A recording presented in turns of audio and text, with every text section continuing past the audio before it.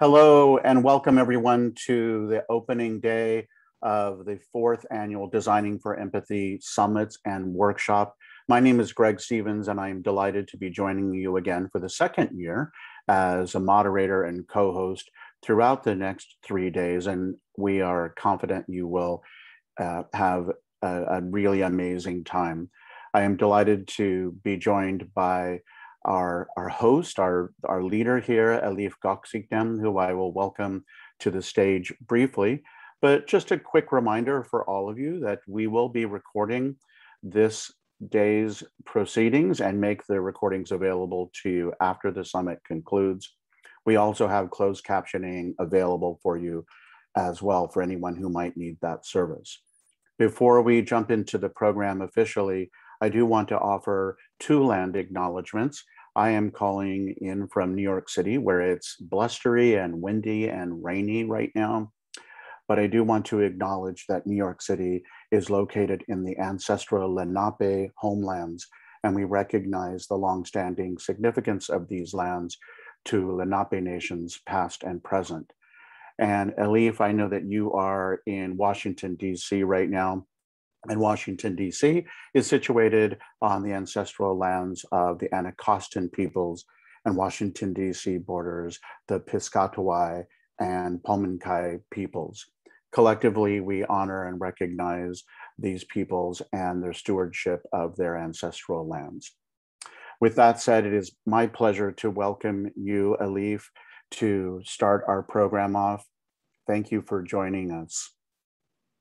Thank you, Greg. Thank you very much for facilitating the summit again this year, and really looking forward to the experience with all of you. Thank you for joining us. Before I begin, first I would like to welcome you, and I would like to thank our sponsors. Next slide, please. Thank you. Glencairn Museum, Threshold Society, Glencairn Museum, Museum of Us, Phillips Collection, Seattle Aquarium, Children's Museum of Pittsburgh, Woodland Park Zoo, Culture Connect, and the George Washington University Museum and the Textile Museum. Without their support, this event could not be possible. So I'm really grateful for all their support and guidance. Next slide, please. And I also have many people to thank throughout this journey, but specifically for this event, our individual sponsors, Tom Rockwell and Mary Hall Surface, and all those who helped me shape this event with their ideas, creativity, and just sheer support. My brother Fatih Durmush, who created the logo for One, my new organization, and also he does all the illustrations for Empathy Building Initiative. Dr. Zorana Ivsevich Pringle and Michelle Cedars, Dr. Catherine Kristen, Makiba Clay, Dr. John Wettenhall, Susan Norton, Alexandra Shireen, Cinnamon Kathleen Lagutko, Christine McDonald, Dean Felas, Safia Darshade, Elena San, and of course, Greg Stevens. Thank you for your support and for your insights throughout. Before I begin, I just wanted to provide all of you with a quick overview of what is One and what is Designing for Empathy, and essentially why are we doing this. And this is entirely new information to some of you, and also for our old-time friends. It is just a way for us to catch up on what has been going on with this initiative. Designing for Empathy Summit and Workshop is curated and organized by One, Organization of Networks for Empathy. I am Elif Gokcigdem. I use pronouns she and her, and I serve as the founder and president of One. One was just formed earlier this year as a small consulting firm to help shape our culture around empathy, while positioning cultural institutions as incubators of empathy building through cross-sectors collaboration and innovation. Designing for Empathy is a unique transdisciplinary and cross-sectors framework that creates a variety of platforms for individuals from different backgrounds, disciplines, and sectors to come together and collectively develop solutions to the empathy deficit in our world. Designing for empathy platforms include workshops that can be customized per institution, our annual Designing for Empathy Summit, which is we are a part right now in its 4th year, and our publications. And just another example of this recent magazine by American Alliance of Museums. It is entirely dedicated to the empathy, and it is essentially a summary of the summit last year because all of the contributors are from our summit last year. So this is really exciting that we are actually generating a lot of content. We believe that our ability to develop individuals' capacity for empathy towards the oneness of all beings, all of humanity and the environment and our planet lies at the heart of our ability to solve our most complex problems. The challenges we face today, from social injustice to climate change, are not because we lack the intellectual capacity, the technologies, or the resources to tackle them, but they are because caring for others as much as we care for ourselves, which makes us take action to solve another's suffering, requires a major perspective shift. This is where we stop seeing ourselves as the centers of the universe, but rather as integral parts of a whole, of which we are all a part. When we realize we are parts of a whole, we tend to calibrate and harmonize our attitudes, behaviors, and actions to preserve the harmony within this whole. This pragmatic perspective shift can only be achieved through a lived experience. And empathy, our ability to imagine the world through another's perspective, provides the foundation. And that's where Designing for Empathy comes in. We believe that because empathy can be best learned through lived experiences, creating those authentic experiences where individuals can discover, unlock, and advance their potential for empathy in safe and non-judgmental spaces become more essential. Designing for Empathy provides a framework through which empathy and empathy building tools are explored and developed for application in a variety of contexts, disciplines, and sectors. This framework was first introduced in a book that I edited titled Designing for Empathy, Perspectives on the Museum Experience, which was published in 2019 by American Alliance of Museums. Although our journey began in museums, we believe empathy should be a shared value worthy of collective strategy, intentional effort, and long-term investment across all sectors, businesses, and institutions in our society. When we position our cultural institutions as incubators of empathy building, we can develop and present to our communities sustainable, effective, and most relevant and meaningful research evaluation-based learning experiences that foster empathy towards the interconnectedness and oneness of all of humanity and our planet. And just to give you a quick snapshot of our history, where we came from, and in 2016, you may be familiar with this first book that came out, Fostering Empathy Through Museums, which included chapters from a variety of museums, from arts museums to an animal sanctuary, to science, to children's, and a civil rights center, exploring how museums were seeing empathy. And then as I was working for Designing for Empathy, which is the second book that came out in 2019, I was approached by someone who knows the Office of His Holiness and his values and commitments. And he said, what you're doing seems to be very relevant to what Dalai Lama is doing. His compassion initiative seems very relevant. Would you be interested in, putting together a proposal and perhaps having a meeting? And of course I said yes. and with that, we had our very first empathy summit, which was titled Fostering Universal Ethics and Compassion Through Museums, with Dalai Lama in India, Dharamshala, India, in 2018. This journey, this collective journey of us, 30 of us to India, was actually a part of the Designing for Empathy concept, because one of the concepts introduced in that book is called the Alchemy of Empathy, which includes these ingredients such as collective journeying, storytelling, breaking bread.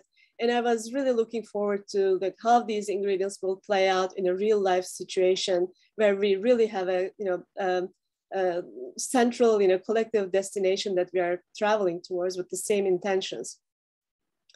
And but the whole event, the whole initiative began much earlier in 2013. It just started with an idea and a life experience, really, which turned into an idea thanks to a museum visit where I was able to find that transformational perspective changes can take place in museum settings. And that's what encouraged me to look into all the other types of museums, which led to the first book, Fostering Empathy Through Museums. Next slide, please. And the one before, please. Thank you. So that first summit became the foundation of the other summits. In 2019, we did it at the Phillips Collection with partnership with the GW Textile Museum and Smithsonian's Native American Museum, and then. Last year it was virtual again, and this year, hopefully, we'll all have a good experience one more time. Next slide, please. And just to give you also a snapshot about what we have been doing this year since One became this entity that it is now. We have been doing, a lot of collective work, as I mentioned. One of them was this issue of the American Alliance of Museums Museum magazine, and the others are we are doing workshops customized by institutions depending on their interests and explorations of empathy. And we had this amazing 11-week virtual workshop series for the first time open to public, thanks to the Chautauqua Institution, who hosted us for 11 long weeks, every week, one day every week. And you can find the links in the chat. I think Greg will put those links shortly. If you need more information about those events. And then the Glencairn Museum, and we also held a internal symposium for the Smithsonian educators. Next slide, please.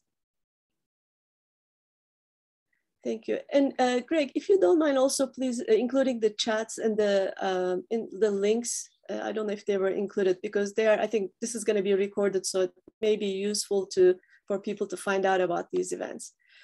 And I would like to also mention that, this tradition started in 2018, and when we got together, we actually had 3 commitments. We made 3 commitments at the end of this amazing event. It was to gather once a year for a 3-day learning experience, and then to pass it on. So our tradition is to arrive at the summit with an intention for how you would like to use it in your daily lives, and then leave with an idea that you can turn into action. And I think those commitments also are there on the chat now. So I would like to invite you to make at least 1 commitment each with your intention. And then as you develop ideas, maybe we can share them at the end of our event. With that, I also would like us to, if possible, to send a just big group hello to His Holiness the Dalai Lama, because I'm working on a report for him. Next year, it will be our 5th year after this initial summit. So I'm working on a report to just keep him updated about what we have been doing. And I thought, actually, John Wettenhall thought that it would be really neat if we could just raise our hands and show him that, like we are actually working on this. And this may take just a few minutes, but, and I don't know if I can see everyone here. Yes, if you don't mind turning your cameras on, and I know that Greg will do this, but if you also can please, find a way, well, your hands will be up, but to also capture some screens, and maybe we can find the best photo at the end, okay? So we're gonna go like this for a little bit, and then Greg will go through the screens, and we'll capture the screens, and Greg, you can maybe let us know when you're done. Sure, let me just get a couple of more pictures here. Okay, one more. Big smile, everyone. All right, thanks so much, everyone. Thank you so much. Thank you for doing that. And I'll certainly keep you posted, if and when, he responds. To our presentation quickly. So we have an exciting summit coming up. We can move on to. And I'm not going to go through each of these. These are just the reminders of what to expect, but we will have a keynote speech by Kabir Helminski today, which will be followed by a panel that will be reflecting on what we heard, and including sharing their own insights, perspectives on the content. And next slide, please. And the next day, we will have a panel on empathy as a shared value. This will inquire whether different industries can come together to develop tools for empathy building. Next slide, please. And then, of course, we have a session that will be focusing on the alchemy of empathy from the perspectives of theater and VR experiences, followed by Erika Blumenfeld's beautiful art and inspiration that will take us to deep space and deep time. Next slide, please. And then the third day, we will have this short presentations by these empathy builders and to learn about their unique perspectives. Next slide, please. Day 3 will be followed by how to turn this empathy building to collective action, and how we can work together around the same goal. Thank you. Next slide, please. And then, of course, a big thank you to all the workshop facilitators. As you know, the summit has started on the 16th of this month, and we had all these wonderful workshops which will be recorded and available, which are recorded and will be available. Next slide, please, and we can go through the next, please. Next.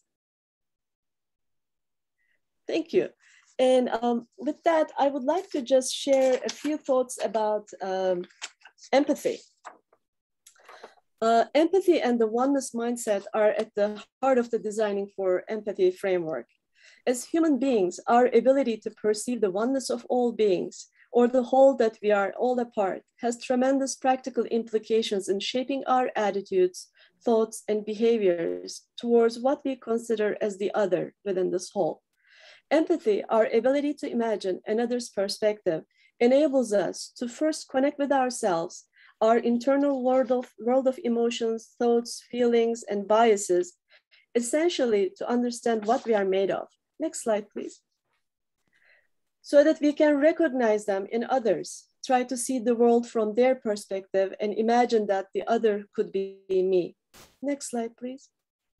Through an understanding of ourselves and our ability to imagine the perspectives of another, we can then expand the circle of care and concern to all of humanity, the environment, and the planet. Next, please. And of course, the universe, especially considering the space travel which just began. This is becoming more of a concern to me because, as you know, we tend to talk about colonization a lot when we travel to space. And Erika Blumenfeld's art will help us so much as we unfold this aspect of deep empathy. Next slide, please. Ultimately, for the parts, us humans, to be able to appreciate and act compassionately towards the whole that we are integral to requires an empathic worldview. Sparked with empathy, leading to compassion and altruism, provides us with a sense of purpose and meaning, which makes us feel good as we release those serotonins just like what we do after eating chocolate, and this natural cycle goes on. Next slide, please.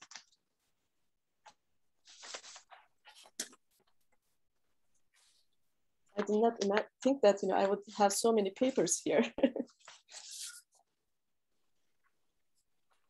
My apologies.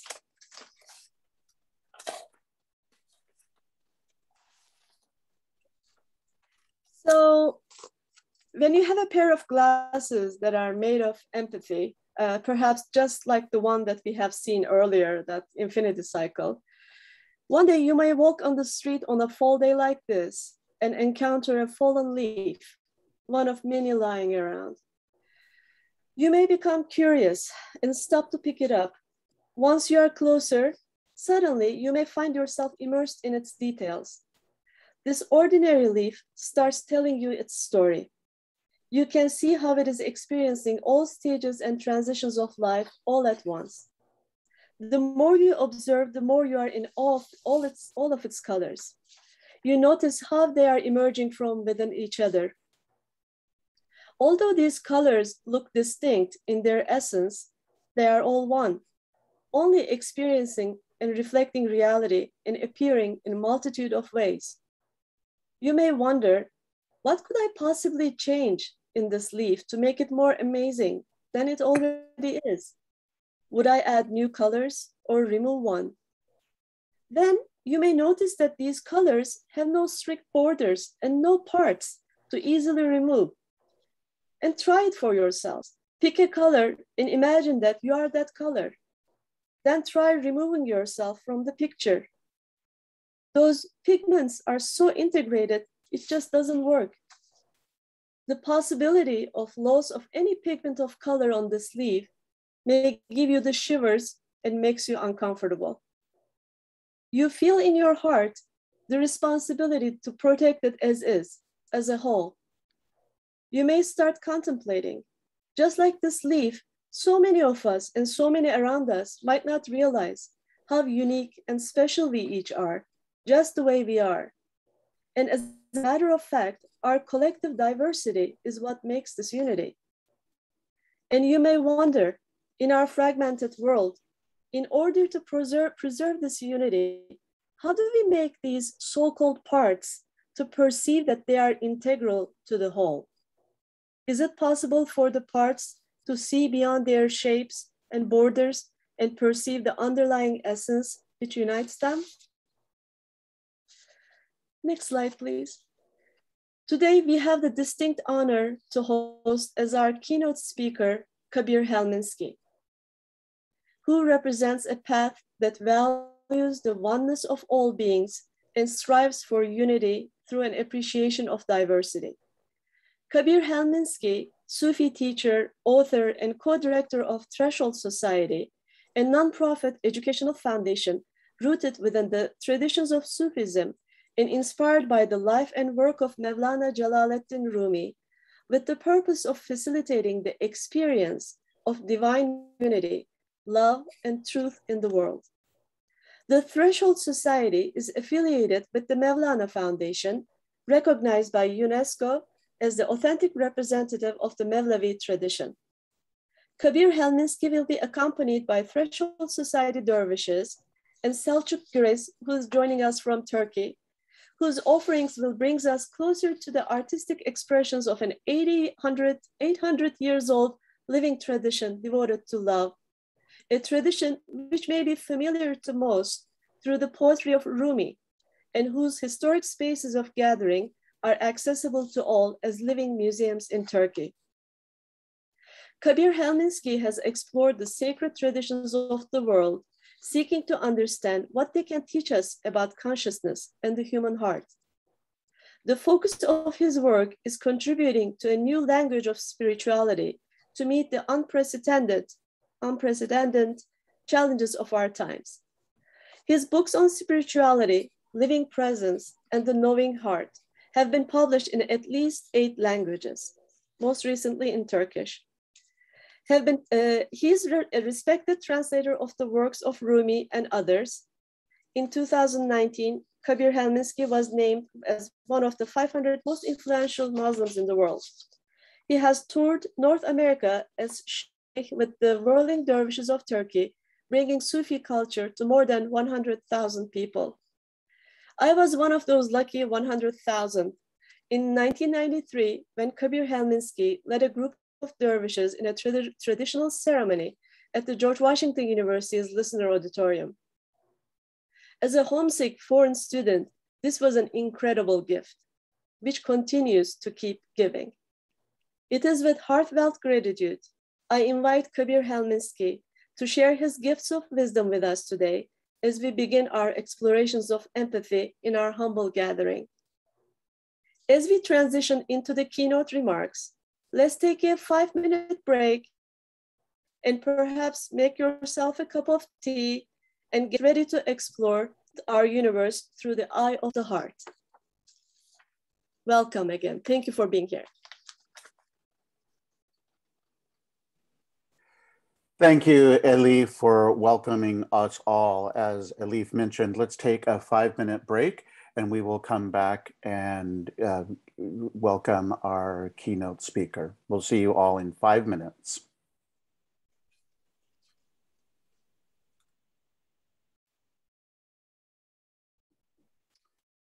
And welcome back, everyone. It is a delight to welcome our keynote speaker, Kabir Dede. Thank you. I'm honored, so honored to be here with all of you. And could we, if we're beginning, could we have slide number 1?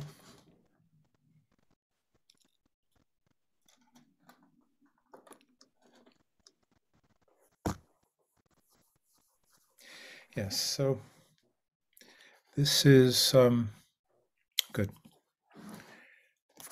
Pardon me. The title of our talk today, Qualitative Space and the Human Experience of Value. How can we enhance the museum experience? So I come from a tradition which for about 8 centuries has worked in the area of what I'll call human development, spiritual development, based in experience, not in beliefs, also based in community and community relationships. And Greg, we can take the slide off now. When you enter into a Sufi lodge, a traditional Sufi lodge, you step across a threshold and you're in a different space. You've moved from the space of the world into sacred space. I remember once a conversation I had with one of our colleagues in Turkey, and he posed the question, well, really, what is the difference between sacred space and non-sacred or worldly or commercial or secular space? I didn't really have an answer. And he said, in sacred space, everything there has an intention. Everything serves a purpose. If you think about it, you walk into a Catholic church and you see a basin of water. Do we know what that's for? What could that be? Well, it's the baptismal font. Behind that actual physical thing is a theology, a faith, or consider the Hanukkah menorah, 8 candles.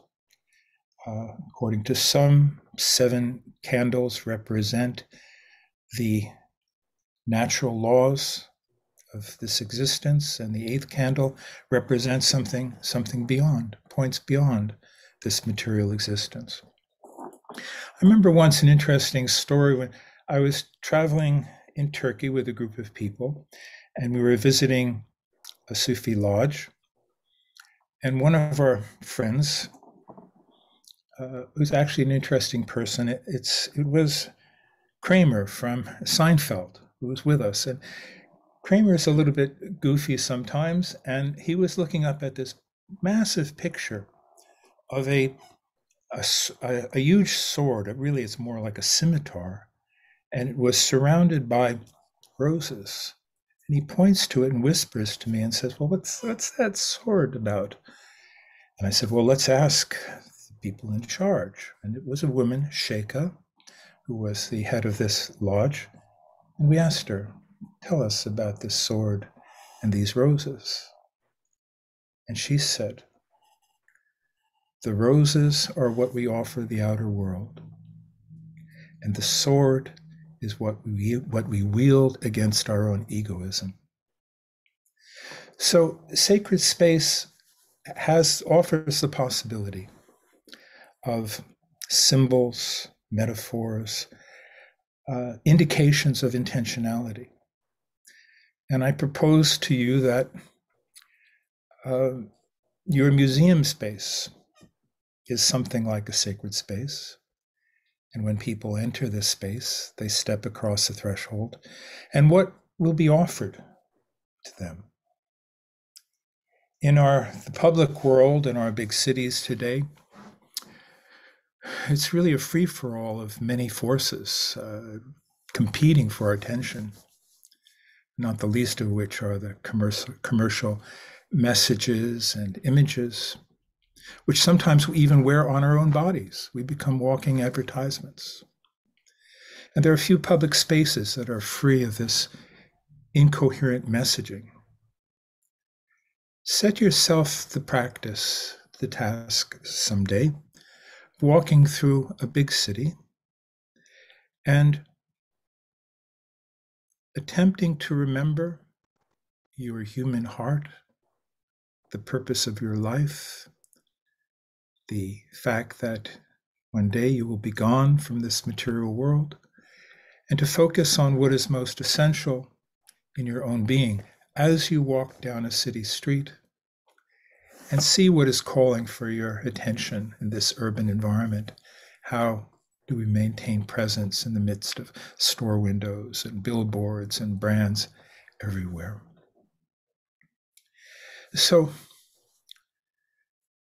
when we speak of the sacred, we don't necessarily mean religious belief. Every human being who's not a psychopath holds something sacred. For some, it's nature. For some, it may be beauty. For others, it may be fairness and justice. Perhaps our museums and other cultural institutions could keep in mind the values that are essential to our humanness, especially in this time, in these days, when our humanness itself is really being challenged, being threatened by so many forces. For years, I was a speaker at a conference called Science and Non-Duality. And this is where I met dear Elif. And at this ongoing conference over the years, people were very excited about the new developments, or not so new developments, in science and physics and cutting edge biology, etc. And people were finding in the sciences beautiful metaphors that seemed to resonate or seem to be, in some ways, confirm the insights of the great traditional mystics. So the physical universe was echoing something in the human soul. I'd like to offer us a little, I'll call it a little map of reality, a short lesson in metaphysics. And by metaphysics, I'm not talking about unverifiable aspects of a higher reality. I'm really referring to the metaphysics of our own experience. So the dominant orthodoxy of our time is science. Could we have slide number 2? And science is based on quantitative reality and mathematics. Science is based on what we can measure, both at the macrocosmic level, and next slide, please, and also at the microcosmic level of quantum energies. So both from the quantum level to the vast domain of relativity theory, it is often described, which, yes, that's number 2 or 3, wherever we are. Science has developed through extraordinary persistence and instrumentation, a knowledge of reality. But what about our humanness itself? Is it possible that the human being also has instruments for investigating what I'm calling a qualitative reality? Now, somehow we jump to this slide. You see, if you look carefully, I was trying to make a point that you see the galaxies and you see the roses. The roses were meant to represent that qualitative dimension of values, of relationships, of meaning, of beauty. And the simple point I'm trying to make here is that we human beings are creatures that live in 2 realities at the same time. You could say one reality imposed upon another. The reality represented perhaps somewhat sentimentally as roses, indicating beauty, love, relationship.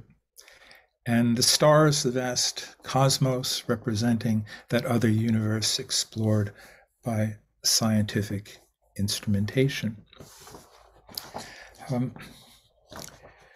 So let's say our concern here is, how can we cultivate this capacity within the human being? How can we cultivate this instrument of the heart, which I propose to you is our foremost cognitive instrument for knowing the world qualitatively, not just quantitatively. Quantitative science can measure the effect on our physiology. It can demonstrate that with compassion, brain waves undergo certain changes. With fear, other kinds of changes. But it can never really tell us what that experience is. Okay, let's take down this slide, Greg. So we're living in this world, this reality that is both qualitative and quantitative, both existing simultaneously. But I propose to you that the real action is at the qualitative level, that in fact everything that is most important to a human being is invisible, and that human consciousness itself has not yet been explained by science.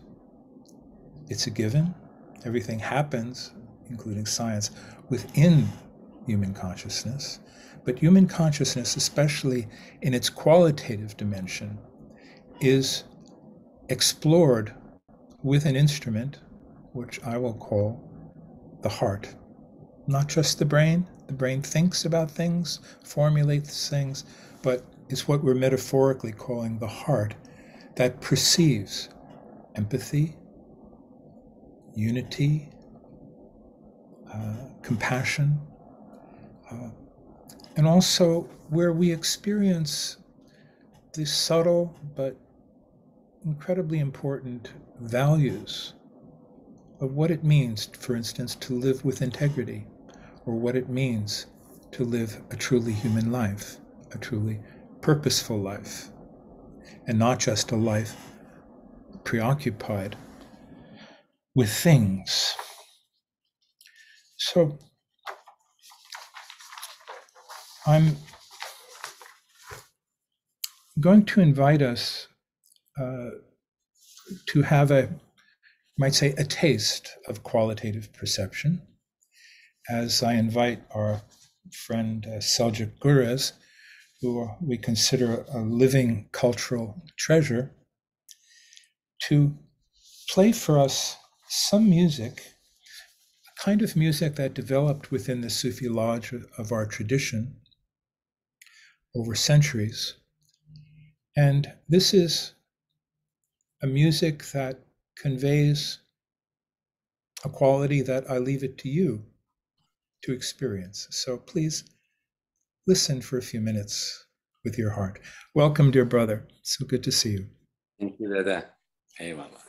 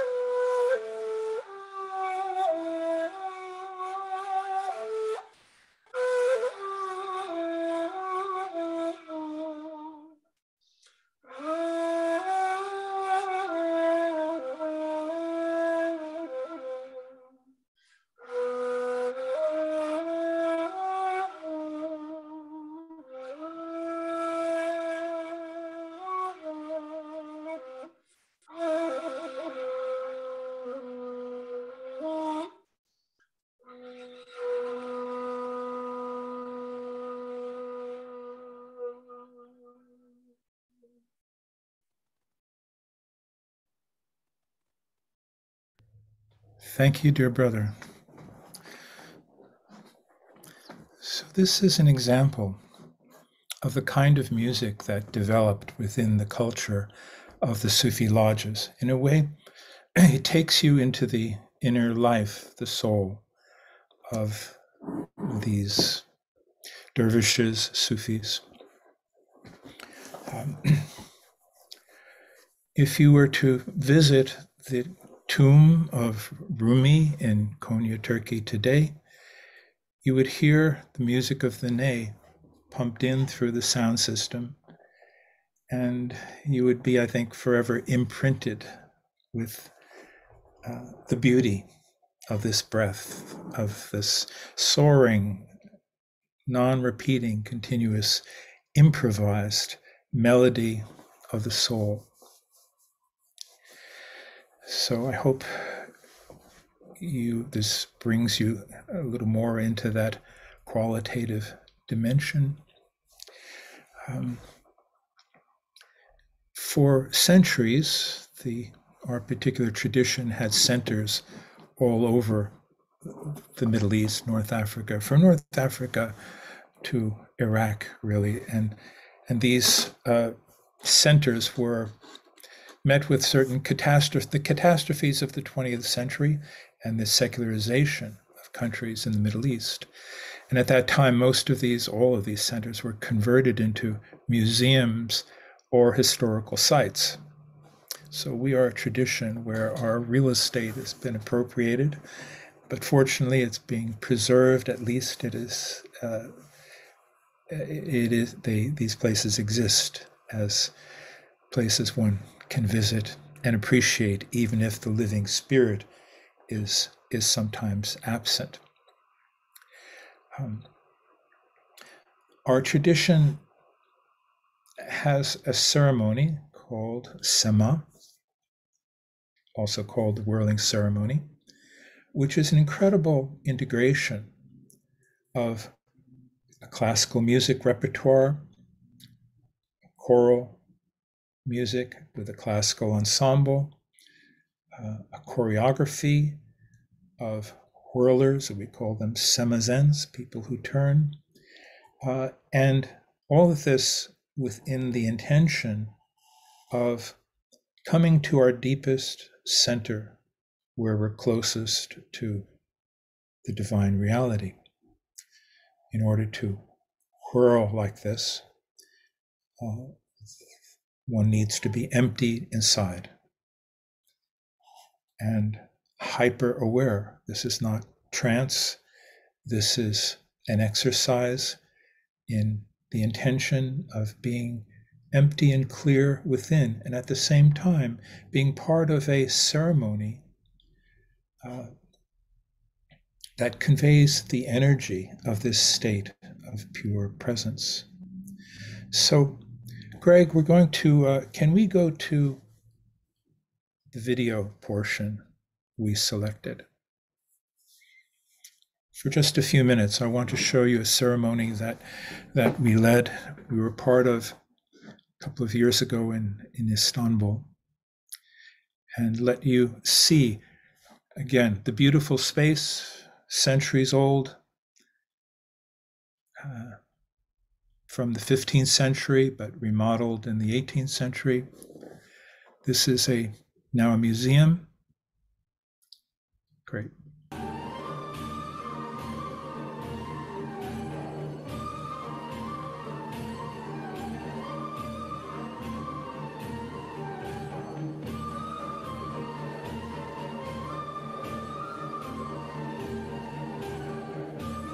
This ceremony, we have two sheikhs, myself, and a Turkish sheikh.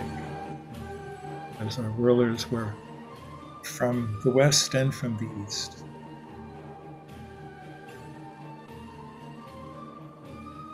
Reviewing the very end of the ceremony. And then the two sheikhs enter into the center briefly.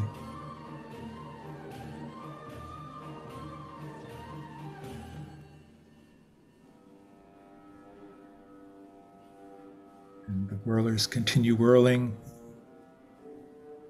while a single instrument improvises and all you hear is the swish of their robes and feet. Could we have a little more volume?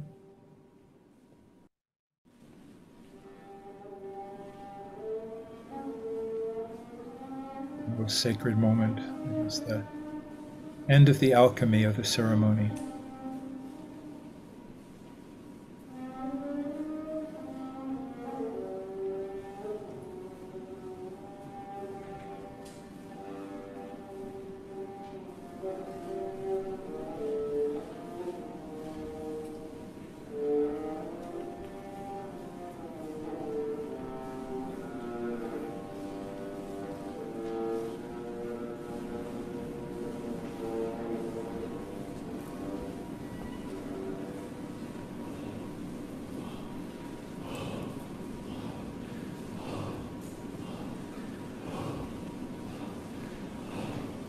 Chant of remembrance begins, chanting the name of God.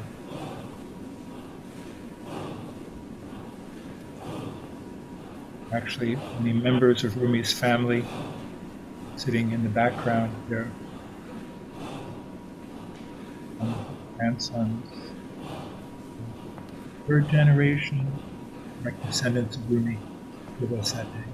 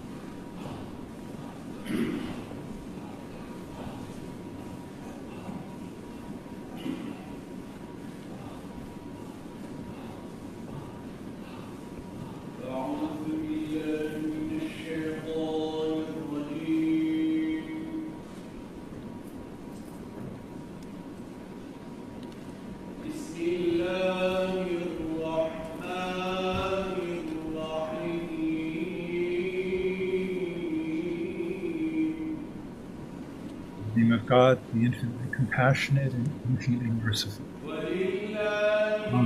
That's good.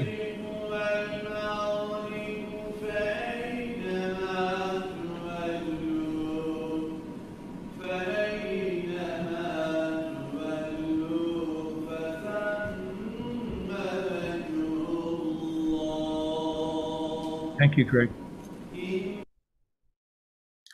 And the words in Arabic are saying, to God belongs the east and the west, and wheresoever you turn is the face of God.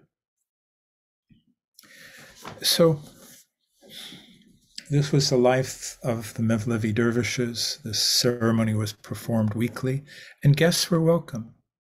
We made a space for guests, so it's not just for people within the order.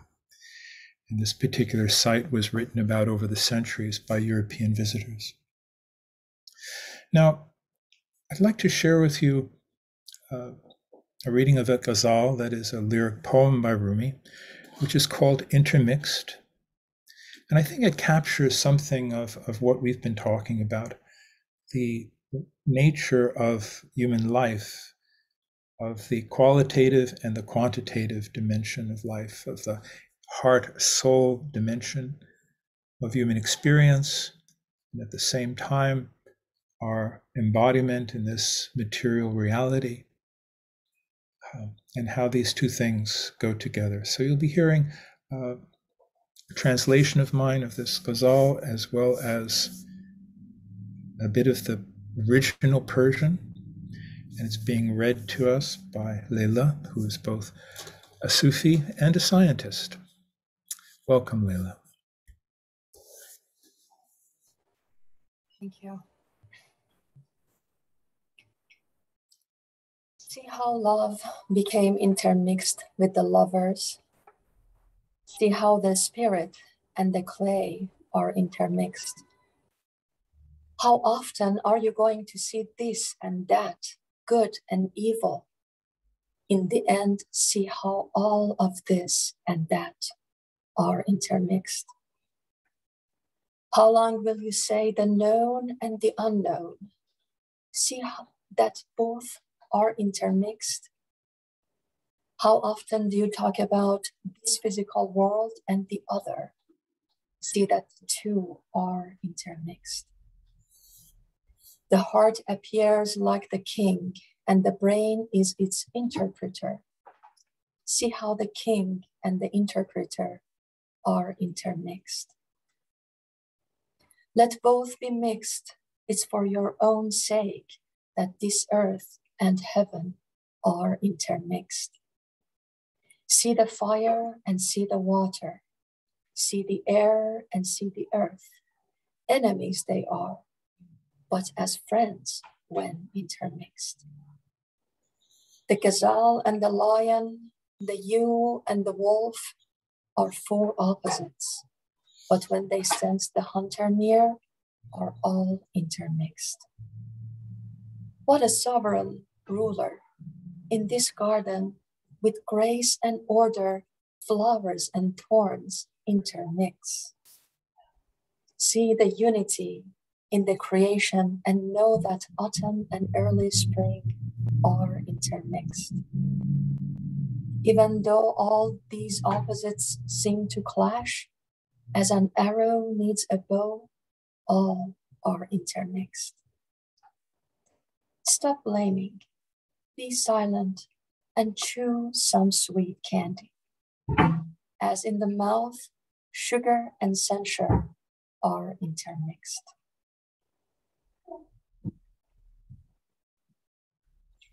عشق بین با عاشقان آمیخته، روح بین با خاکدان آمیخته. چند بینی این و آن و نیک و بد، بنگر آخر این و آن آمیخته. اندر آمیزید زیرا بهر ماست این زمین و آسمان آمیخته. آنچنان شاهی نگر کز لطف او خار و گل در گلستان آمیخته. قند خواه خاموش باش و حیف دان، قند و پند اندر دهان آمیخته. Thank you. Thank you, Leila. How beautiful. All right, so as we know, museum curators are dealing with extraordinary artifacts. And I'd like to present to you an artifact and have you just glance at it for a minute or so. Could we have, let's see, this is slide number 10.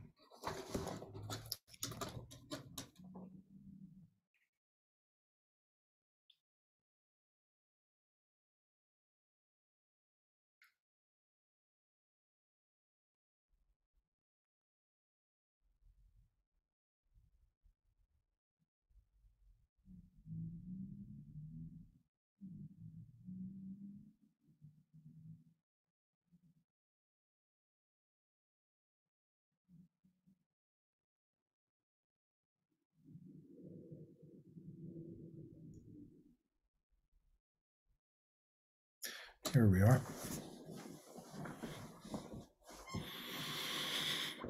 And so what do we see here?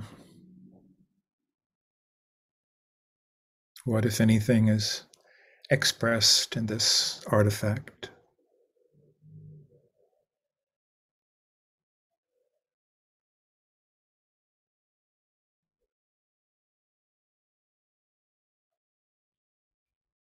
I stumbled across this maybe 15 years ago.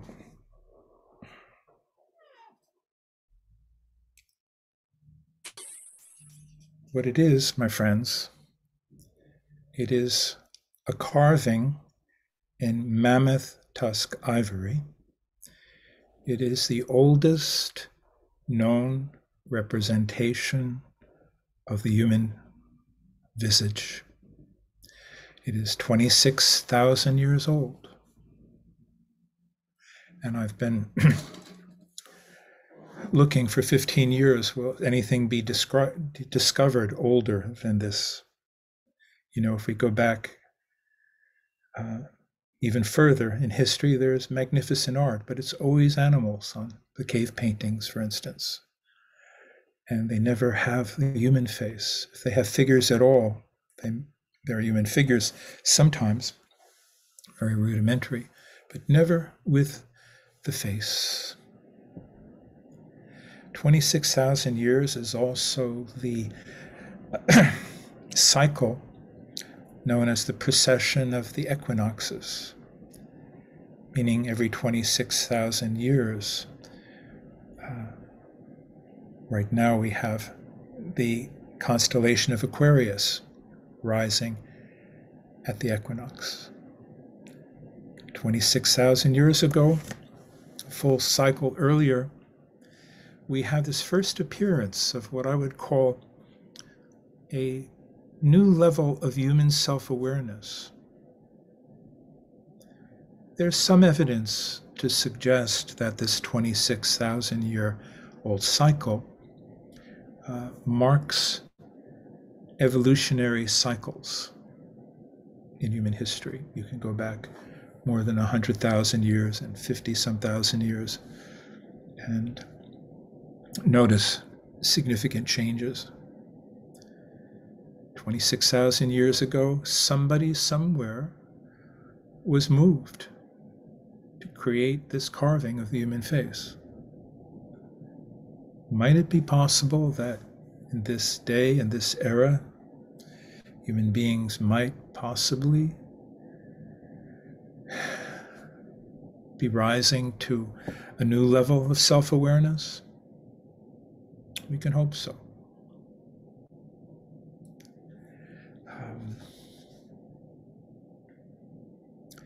So, by the way, this was discovered in what is today the Czech Republic. And this is one of our ancestors, one of your ancestors. So I come to you today from beyond some of the cultural assumptions of our society and the themes that we've explored so far, that the human being inhabits two dimensions: qualitative dimension of meaning, value. We have a nearly infinite vocabulary of qualities, of emotional nuance, of perceptions of beauty, which the human heart has given birth to in our human linguistics. At the same time, we have this amazing development of science and engineering. Can our human soul side keep pace with our scientific, technological side? What can cultural institutions do to enhance our experience of humanness?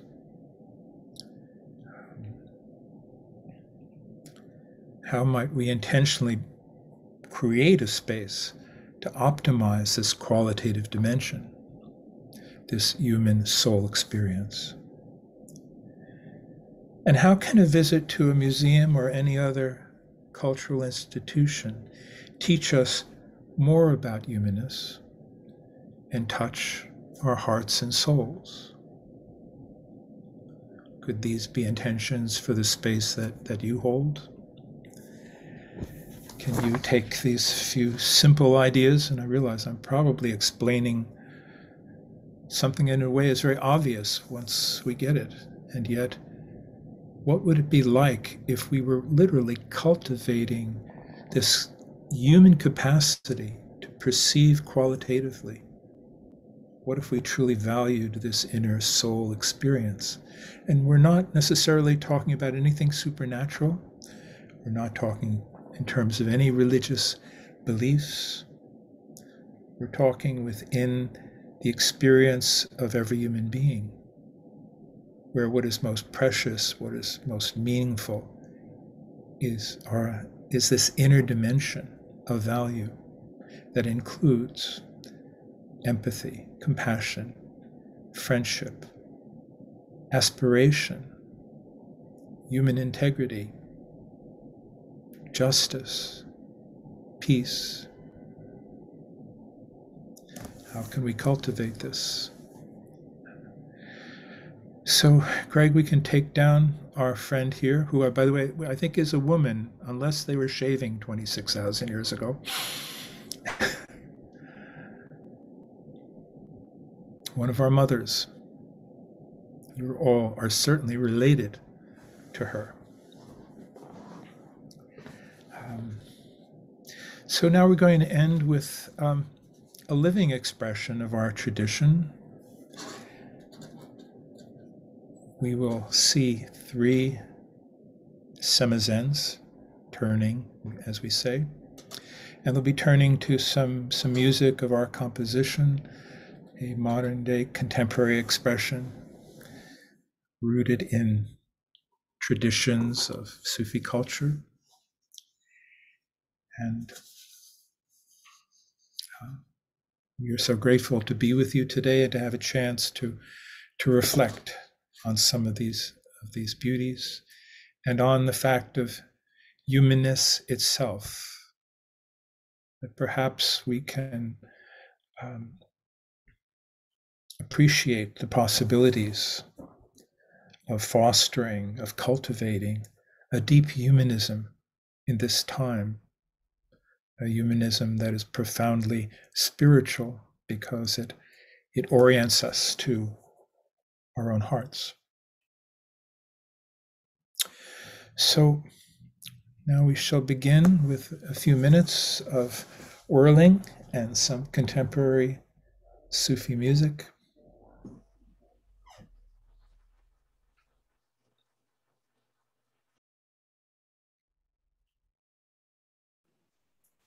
Give me one moment, Dave. Yes.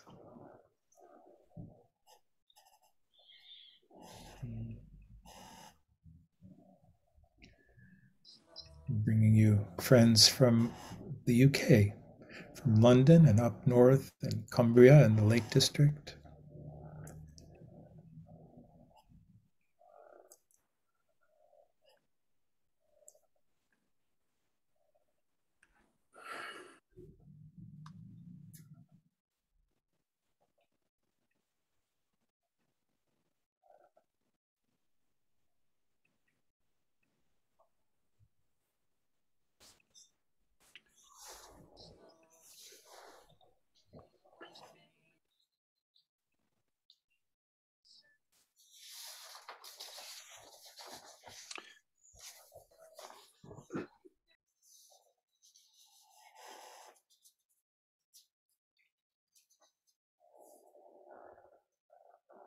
Silence is beautiful too.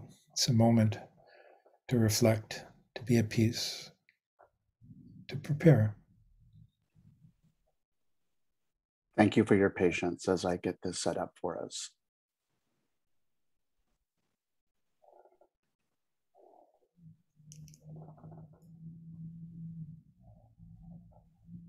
Anyone who enters a museum, let them feel that they're beginning a journey. And maybe you can plot out what that journey will be as they enter and as they leave. So, a lot of things to coordinate in this Zoom world. There he is. My apologies. No apologies needed, brother. You're serving us.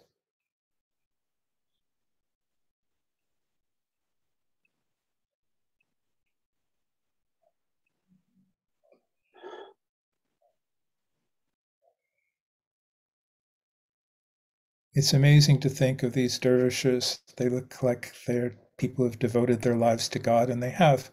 But if you knew what their professions were, if you knew that some of these people are in media and finance and the arts and psychology, and yet there is this part of their lives that's carved out for this pure devotion and self-actualization and the cultivation of presence and the meditative state that enables them to show us what they're about to show us.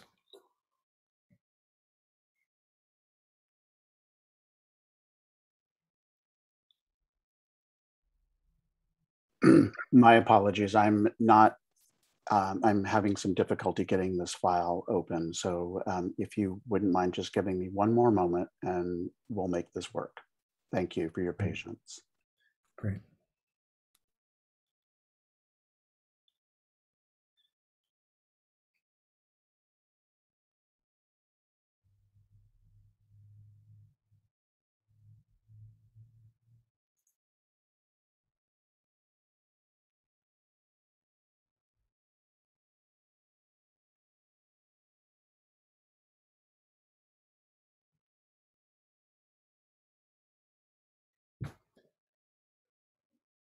Fortunately, we allowed a little time for the unexpected.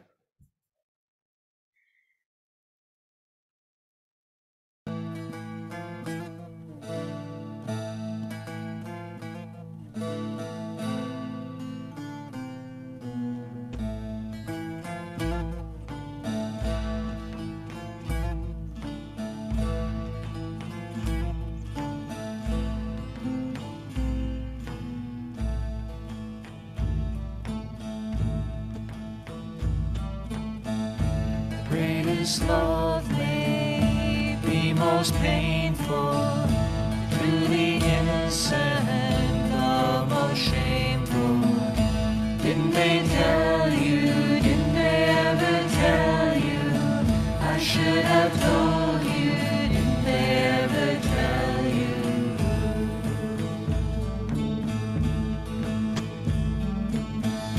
Sweetest morsel can't be swallowed, the straightest path can't be followed. Didn't they tell you, didn't they ever tell you, I should have told you, didn't they ever tell you?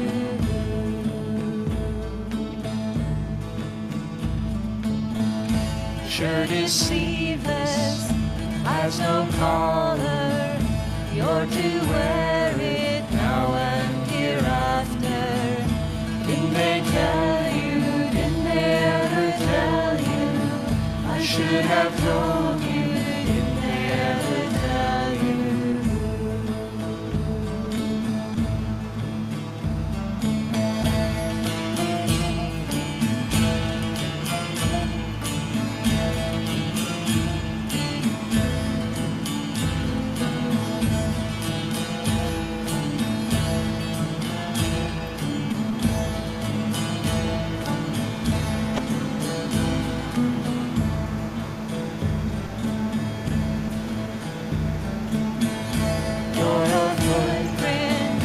Of a miracle, you're a handshake with the invisible. Didn't they tell you, didn't they ever tell you, I should have told you, didn't they ever tell you?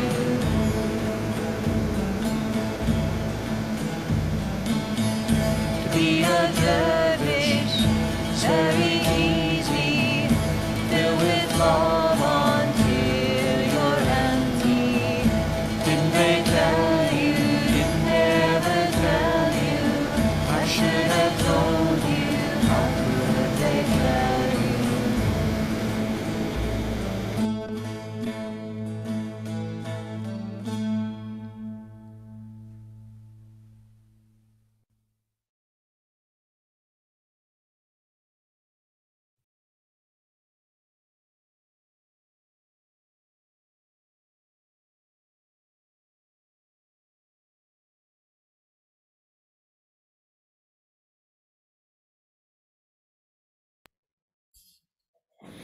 Well, dear friends, that's what we have to offer for today. I hope it perhaps stimulates some new thoughts about a subject you're already deeply immersed in.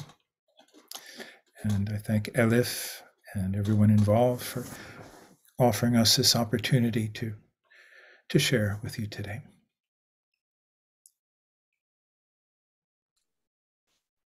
Dede, thank you so much for this conversation, for our Dervish sisters and brothers. Thank you so much for your participation, and Selcuk Gurez from Turkey, who joined us with the reed flute. Your collaboration, your presence made this gathering so enriching and so valuable, and gave us a taste of what it would be like, perhaps if we were in Turkey or in Konya or in Istanbul, in one of those lodges that are now museums, and we could be experiencing this all together in the same space. And thank you, Dede, thank you. And Thank you. And so I believe we have time for some Q&A, and we would love to have your questions, and I will leave it to Greg to start moderating that. And Greg, thank you so much for coordinating all the different elements. You know, we really tried to do something.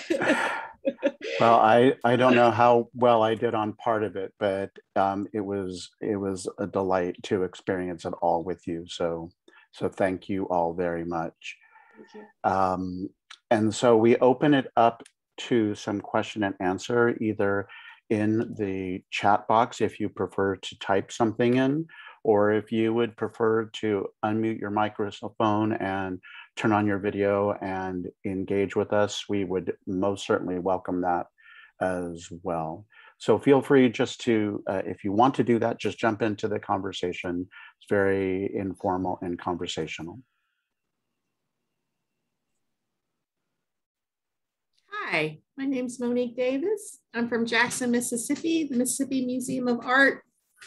We were just having a conversation about the hierarchy often present in museums and how embedded the worship of the artist and the object is.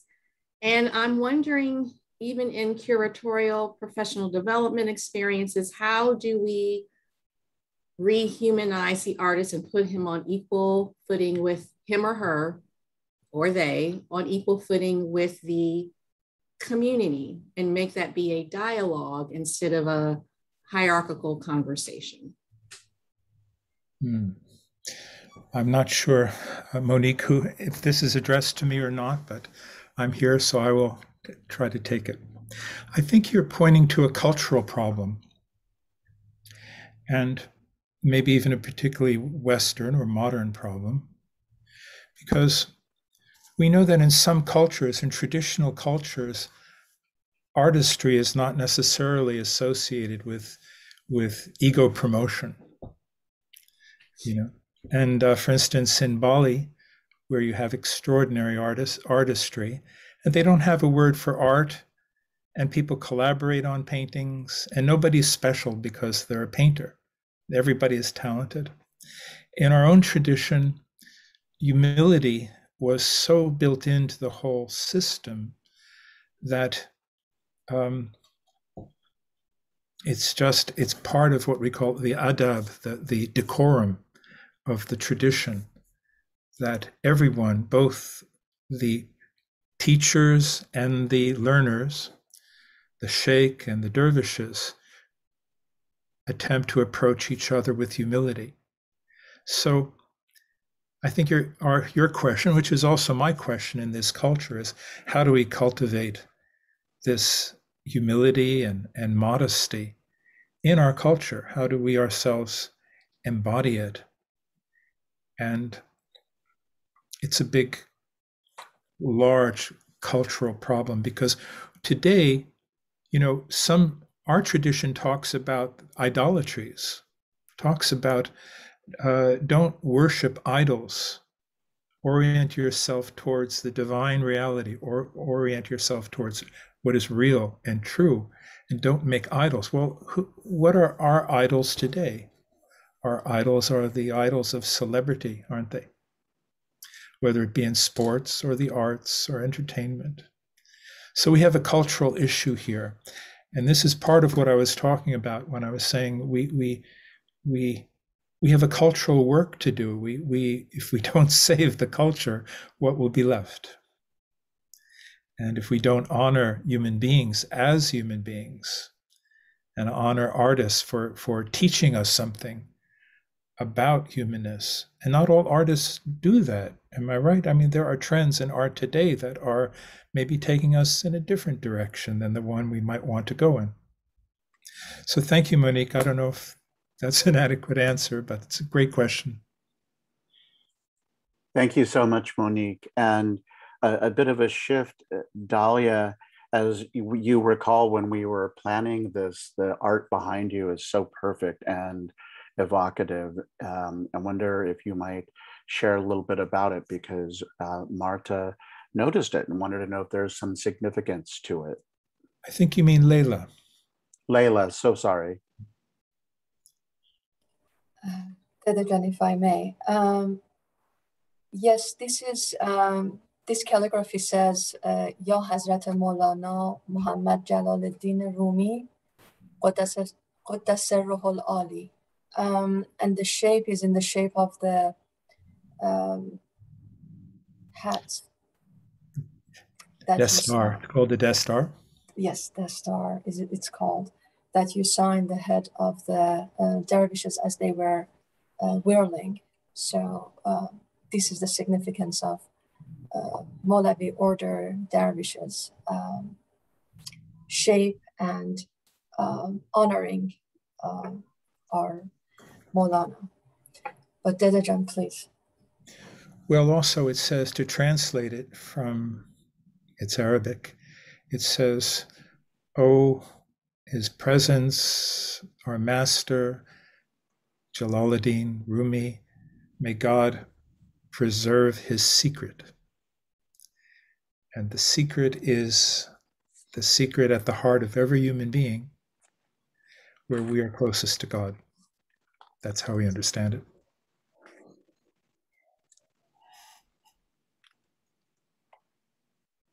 Thank you so much. And I certainly welcome anybody in the audience who has a comment or an observation.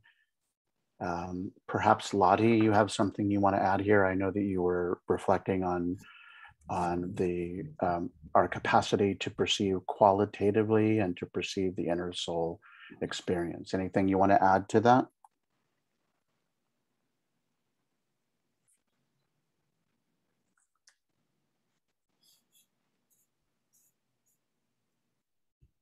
Greg, thank you for calling me out, but there's nothing to add. It's just a beautiful question. Thanks, Lottie.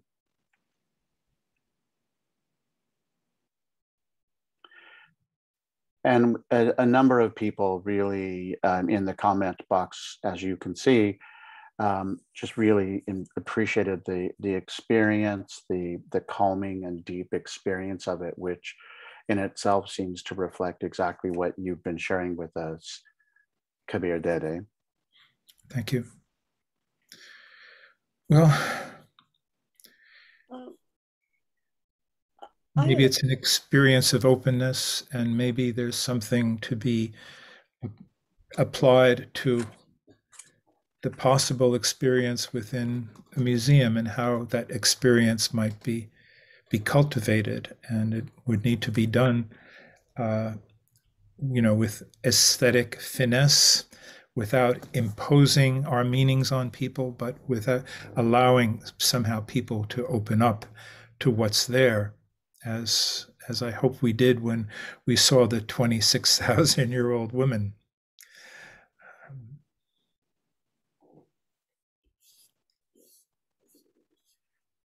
Well, as a museum professional myself, in seeing that 26,000-year-old visage, it made me pause to think, because when I talk to my students, for example, about the role of museums, and that role is to tell the story of the world in which we live and the diverse peoples with whom we share the planet, past, present, and future. You certainly took us very far into the past, and yet your comment about somebody's mother, really all of us connected, was a very powerful statement. Well, it was powerful realization for me as well. And here's an example of something where the date does matter. The information matters. Context matters. And at the same time, just to be able to witness silently the work of a 26,000-year-old human being, and to have it with us today. Thank you. Greg, if I may, Greg. Yes, Elif.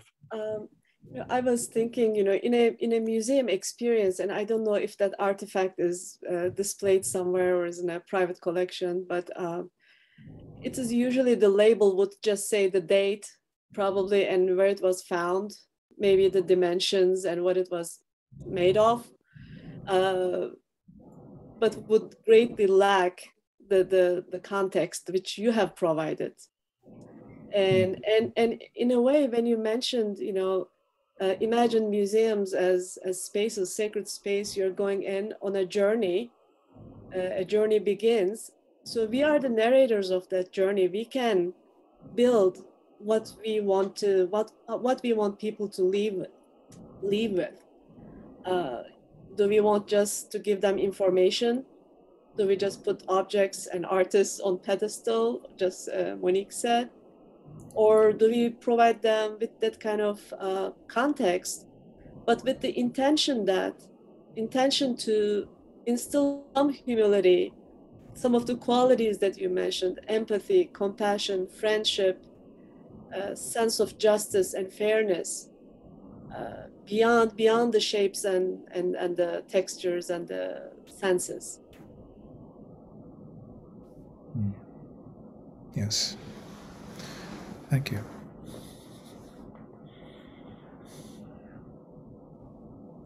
Elif, as you're talking, it makes me think of one of the things we understand generally about why people come to museums and what their intention is for their experience, and that often people are coming for a cognitive experience. They want to learn something or build on something they already know, or they're coming for a social experience. They're coming with their family, their friends, their school group, and people are coming for an affective or emotional or spiritual experience.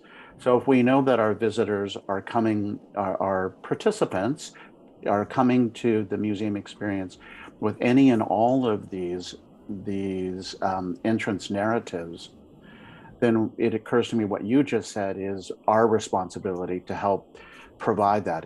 If we know that people are looking for a spiritual or an affective, emotional experience, how can we help provide that for them? In a way, I think I'm thinking more like, not about what people are looking for, but what we are about, really. I mean, what are we really presenting? I mean, people look for all kinds of things, but are we about just that, which may be just perfectly fine, just to focus on that and provide all of that? Or I wonder sometimes that we might need some different type of design, different type of space that we may need to invent for our public use that provides just, more focuses on this type of qualitative experience. I want to enter in here, but I also want to remark that Philip Hinberg had his hand up. But let me just say a brief comment. We produced and led several tours of the whirling dervishes of Turkey around North America and even India. And in one of those tours, I think it was the second tour, where we got an idea. We decided that, and by the way, these were in fairly large venues, averaging 1,000, sometimes 2,000 people, in university venues and cathedrals. But for one of our tours, we positioned people, ushers, in the aisles, and they were holding, we bought in Turkey these silver, I don't know what to call them, Elif, but they are like, they hold rose water. They're little decanters for, they're not that little, of rose water. And everybody that came to the performance was offered rose water in their hands, which back in those days, you could do that. I'm not sure we could do it today. In those days, everybody was offered rose water, and people trusted us enough to take the rose water, and the whole audience of 1,000 or so people, well, everything was smelling like roses. Yeah. And Philip, thank you. Philip, I think you had something you wanted to add here. Yeah, I'm finding this conversation really interesting. I'm not per se a museum person, but when I watch the dervishes, you know, it's sort of more in my world, which is theater and performance. And my question that you're just addressing is, and Elif spoke about this a bit, a piece of art that's in a museum, how much does that piece of art speak for itself?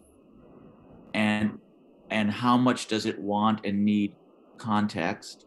And if it does, where is the artist, if the artist is alive, let's say, in that decision making, how the art is presented, what the environment around that piece of art is, or what it's next to, for example. And if the artist is deceased, you know, how does the curator, I'm asking this of all of you curators, how does the curator decide how they present not just the piece of art, but the intention of the artist, if in fact the intention of the artist is part of the responsibility of the museum curator?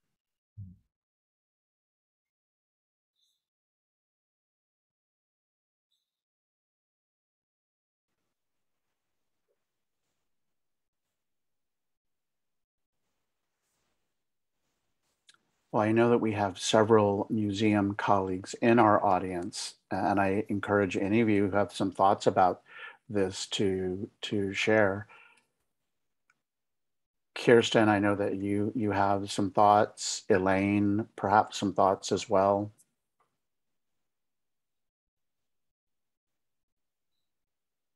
I wanted to, and let me incorporate Philip's notion. I was struck by the poem Intermix, because one of the things museums don't do well, which the poem did well, which was to hold the opposites intact and suggesting at a different plane that they could be incorporated rather than making a mush, which we tend to do in our label, in which we say some pablum-like thing that takes all the edges off.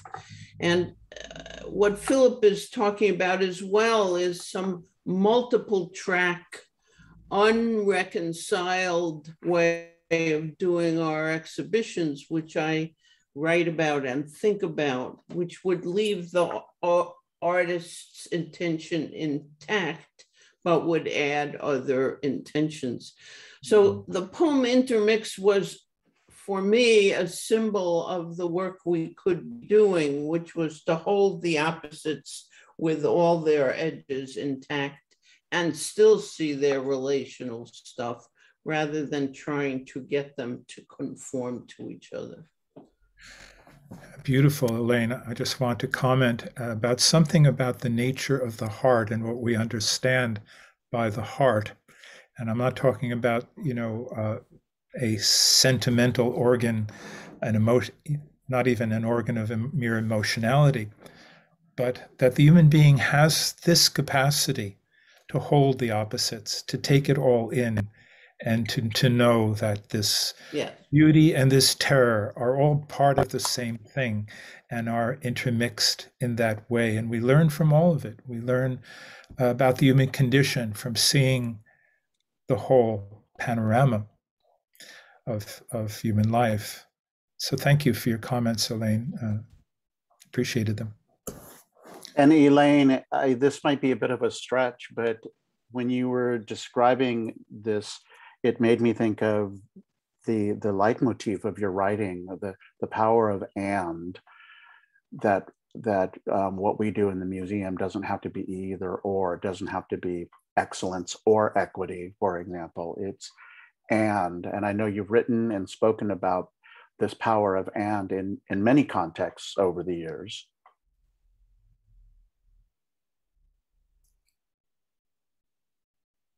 Right, and if we concentrate on people are writing things like yin and yang, where we understand a symbol keeps the edges and creates the whole. If we concentrate on this notion of, it's also the heart currently of complexity theory, that there's a way of concentrating on keeping differing opinions inside different worldviews inside the museum and still see our common humanity in that. And that's a technique, I hope, that would come and mimic this Rumi poem, which I found exactly the thing I'm looking for about keeping not only the opposites, but the people who hold the opposites in our frame. So I found it very, very helpful, and thank you. And Kirsten Latham, I know that you offered a few comments here in the chat box, very thoughtful comments. Wondering if you wanted to share some of your thinking with us. Sure. Feel free to unmute. Sure, I can't share my camera. It's not letting me, but I guess you don't need to look at me. You can look at my Mona Kirsten. Yeah, I'm in the middle of teaching a class called Well-Being in Cultural Organizations. And so we're constantly thinking about a whole person approach. And so I think there's some relationship here to that approach of the whole person. There we go. Thanks, Greg. There I am. Hi, I'm a real person. So, and you're all mentioning these bits and pieces of what the whole person is. And it's, it's not a spectrum. It's not a this and a that. It's, we walk into a museum as someone who maybe is looking for an intellectual thing, but also maybe spiritual, maybe occupational. I mean, we can't say every single person who walks through the door has all of these things. And so one of the things I was saying was that we are constantly maybe working towards one of those instead of multiple of those. And then people might leave dissatisfied because maybe they're not getting fulfilled by the other aspects. And this is kind of a structured way to think about it, a little more structured than I'd like to, but I just think it's interesting to constantly reflect on whole person as an intention at the beginning of creating a space in a museum or creating a journey in a museum.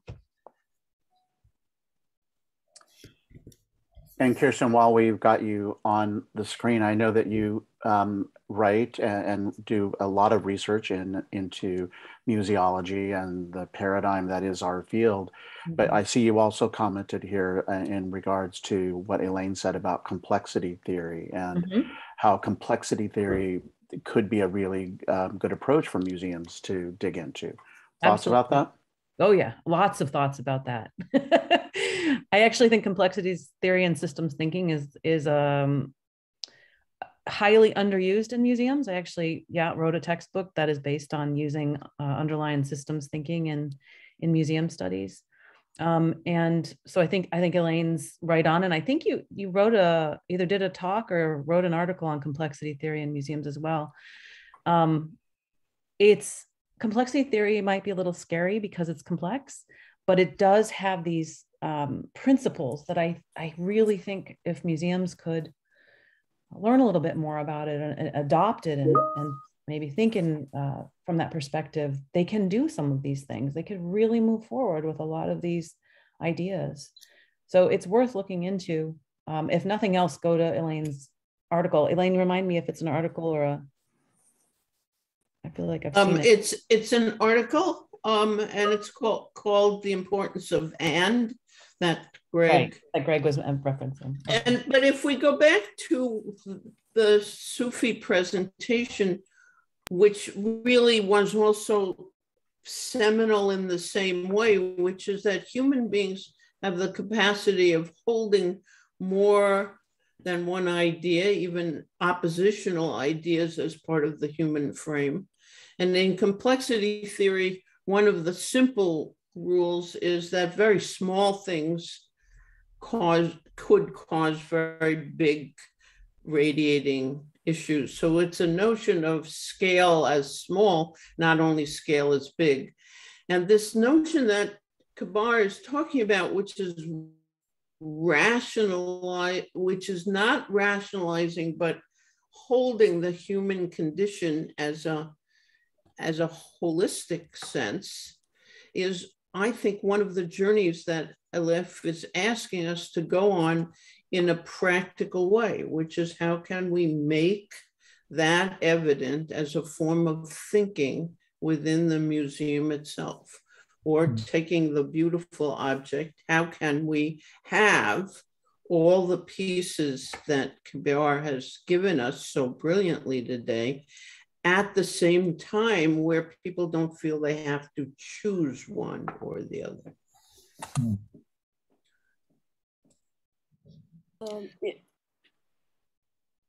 In a way, Elaine, if I may, I think, empathy, that takes me back to the definition of empathy, or how we think that we are defining empathy in a certain way that, that may not be very useful actually, because I think it is often very linear and very sort of, technical.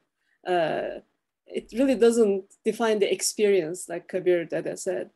And I think our friends at the Empathic Intervision, Lidaway, Niesing, and Catherine Train, and I think they're both here today, they have a beautiful definition of empathy.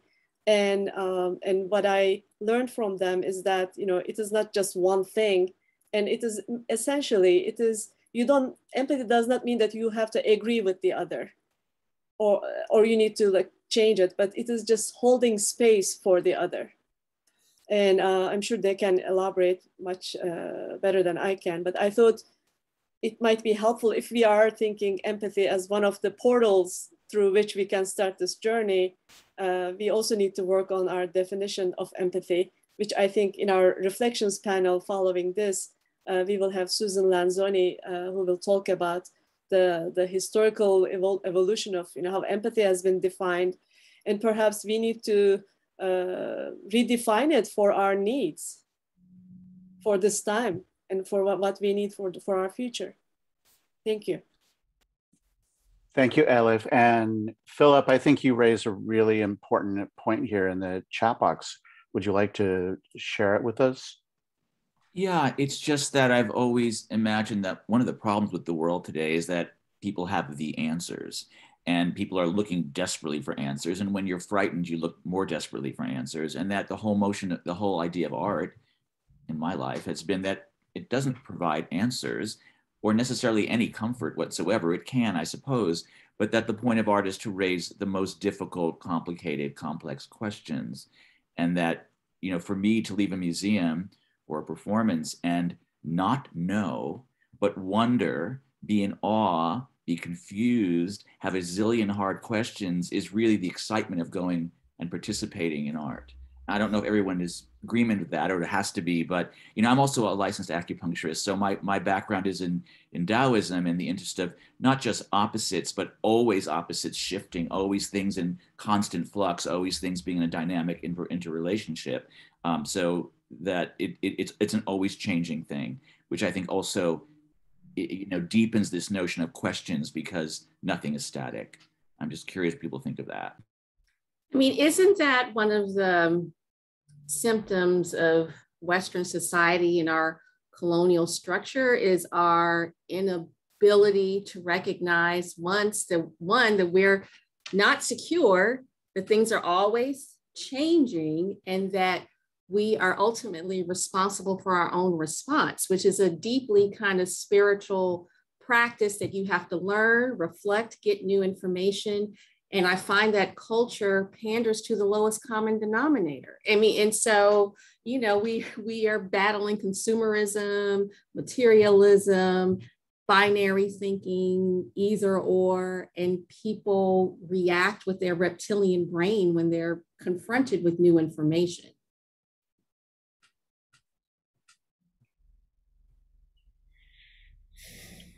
And as we're talking, I believe, Alexandra Sharon, you are in our audience, and we had such a great, wonderful experience with you sharing your art and your film and your filmmaking process that is very much about identity and looking in and looking out. I wonder if you wouldn't mind spending a couple of moments talking about that and reflecting on it as we're having this conversation.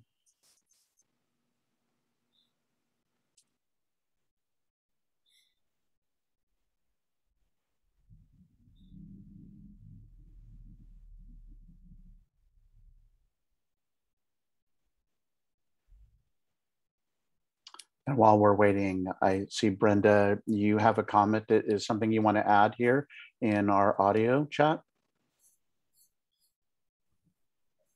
Hello, everybody, and goodness, because I'm not an expert and I don't teach, but I'm a practitioner, and it's just, I'm listening to all of the incredibly thoughtful comments, and a lot of it just so happens to be encapsulated in a Taoist philosophy and in Taoist practice and yin yang. Just FYI, it's not about edges. It's very much so what we're talking about when we talk about complexity and whole person and whole being, and the fact that we are constantly experiencing change. So I wanted to just sort of shout out to Philip, actually, for the helpful language that you provided. And I think that if museum experiences could operate more like that, I mean, I'm just preaching to the choir, but it's just some more language and thinking for everybody. If you wanted to dig into that, you'll find familiar friends. Thank you.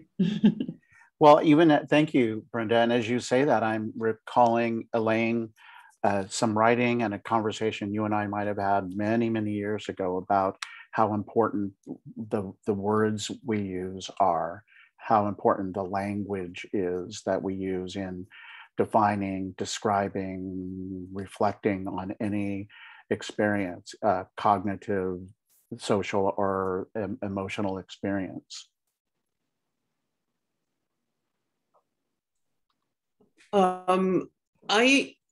I'm struck that we understand Kabir's presentation in its theory, and we understand this notion of emotion and heart as a way of thinking, and yet we do not know on a more practical level how to translate that on a human to human. We are in the business of speaking to each other. That is the business we're in. And while we integrate in our head, we have no models, or not particularly large models, of how to make that possible, how to welcome people who hold different ideas, who are looking at the same object, and taking away from that what Philip has suggested, which is what they need in a complex world and their questions without our imposition. And so, if I might, Greg, could I ask Kabir to talk again about what he is listening to us here and what his suggestions about next steps for us might be? Thank you, Elaine. Well, I'm hearing a lot of things, and in responding to Philip's comments, let's agree that there is a way to leave space for our uncertainty and not to let certainties preclude or obscure uncertainties. But I would raise the question of, what are we certain about? Is there nothing we're certain about? And by certain, I mean what do you trust? What do we trust in ourselves when facing our human experience? Have our years of living on this earth and years of education and professional life left us only with uncertainty? Or is there a dimension of certainty that is an open-ended certainty rather than a closed certainty? Certainty need not be dogmatic. Certainty could also be, some people trust life. Some people, because of their life experience, are extremely distrustful of this whole setup and live with a kind of anxiety. Some people, despite everything they've experienced, live with a kind of faith and trust that is not just a lullaby they tell themselves, but it is a rock solid foundation about the nature of reality itself. So I think we can have a balance between an open-ended uncertainty, and when we look at a piece of art, we can say, I don't really know what the artist meant, but let's see how my own deepest knowledge or my own deepest experience relates to what is being offered to me. So, yeah, that's, I think, enough of a response for the moment. I mean, we're trying to, all of us are searching for something, for some experience of value, of something that will guide us in how we respond to the ever-changing conditions of life, to the joy and sorrow, to the grief and happiness. What in all of this is a constant, if anything? Or do we live in or do you accept the postmodern theorem that it's all relative, that it's all a matter of subjective interpretation? When I read Rumi, can I just use Rumi as a kind of mirror for any opinion that I might have about anything? Or might Rumi himself be an answer to something? Might he be embodying a truth, a reality, even while, as we've seen, he incorporates this wholeness, these conflicts, all of the colors of life.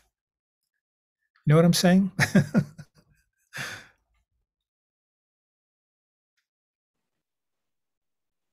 Is there anything essential about the human being and the human being's experience, or to propose that there's something essential? Some people would dismiss that out of hand. In postmodern theory, you would dismiss this, I think. But people who love culture, people who love beautiful art and music, people who see in other human beings something to be admired and to be longed for, what does that tell us about our humanness? I'll stop there. Kabir Dede, I also would like to expand this conversation to our environment and how we treat our planet. And often, when we talk about museums, we often talk about art, but there's also, the natural history museums that talk about the evolution and how our planet was formed and all the minerals, and they tell us a certain story.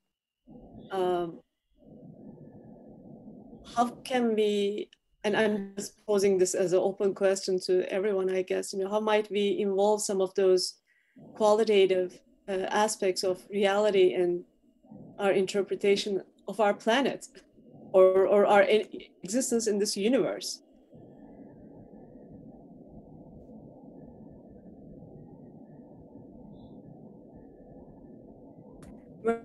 Where does love come from for an animal if you don't want to harm it? I'm going to share a very brief thought. And I was visiting a great peace worker. He was the professor of international studies at American University, Abdulaziz Saeed. And he asked me the question, what is the ecological function of the human being? I had no idea what to answer. I mean, it could have been some easy answers, but I really wanted to know what he would say. And he's proposed, he said, the ecological function of the human being is love. I'll leave you with that thought.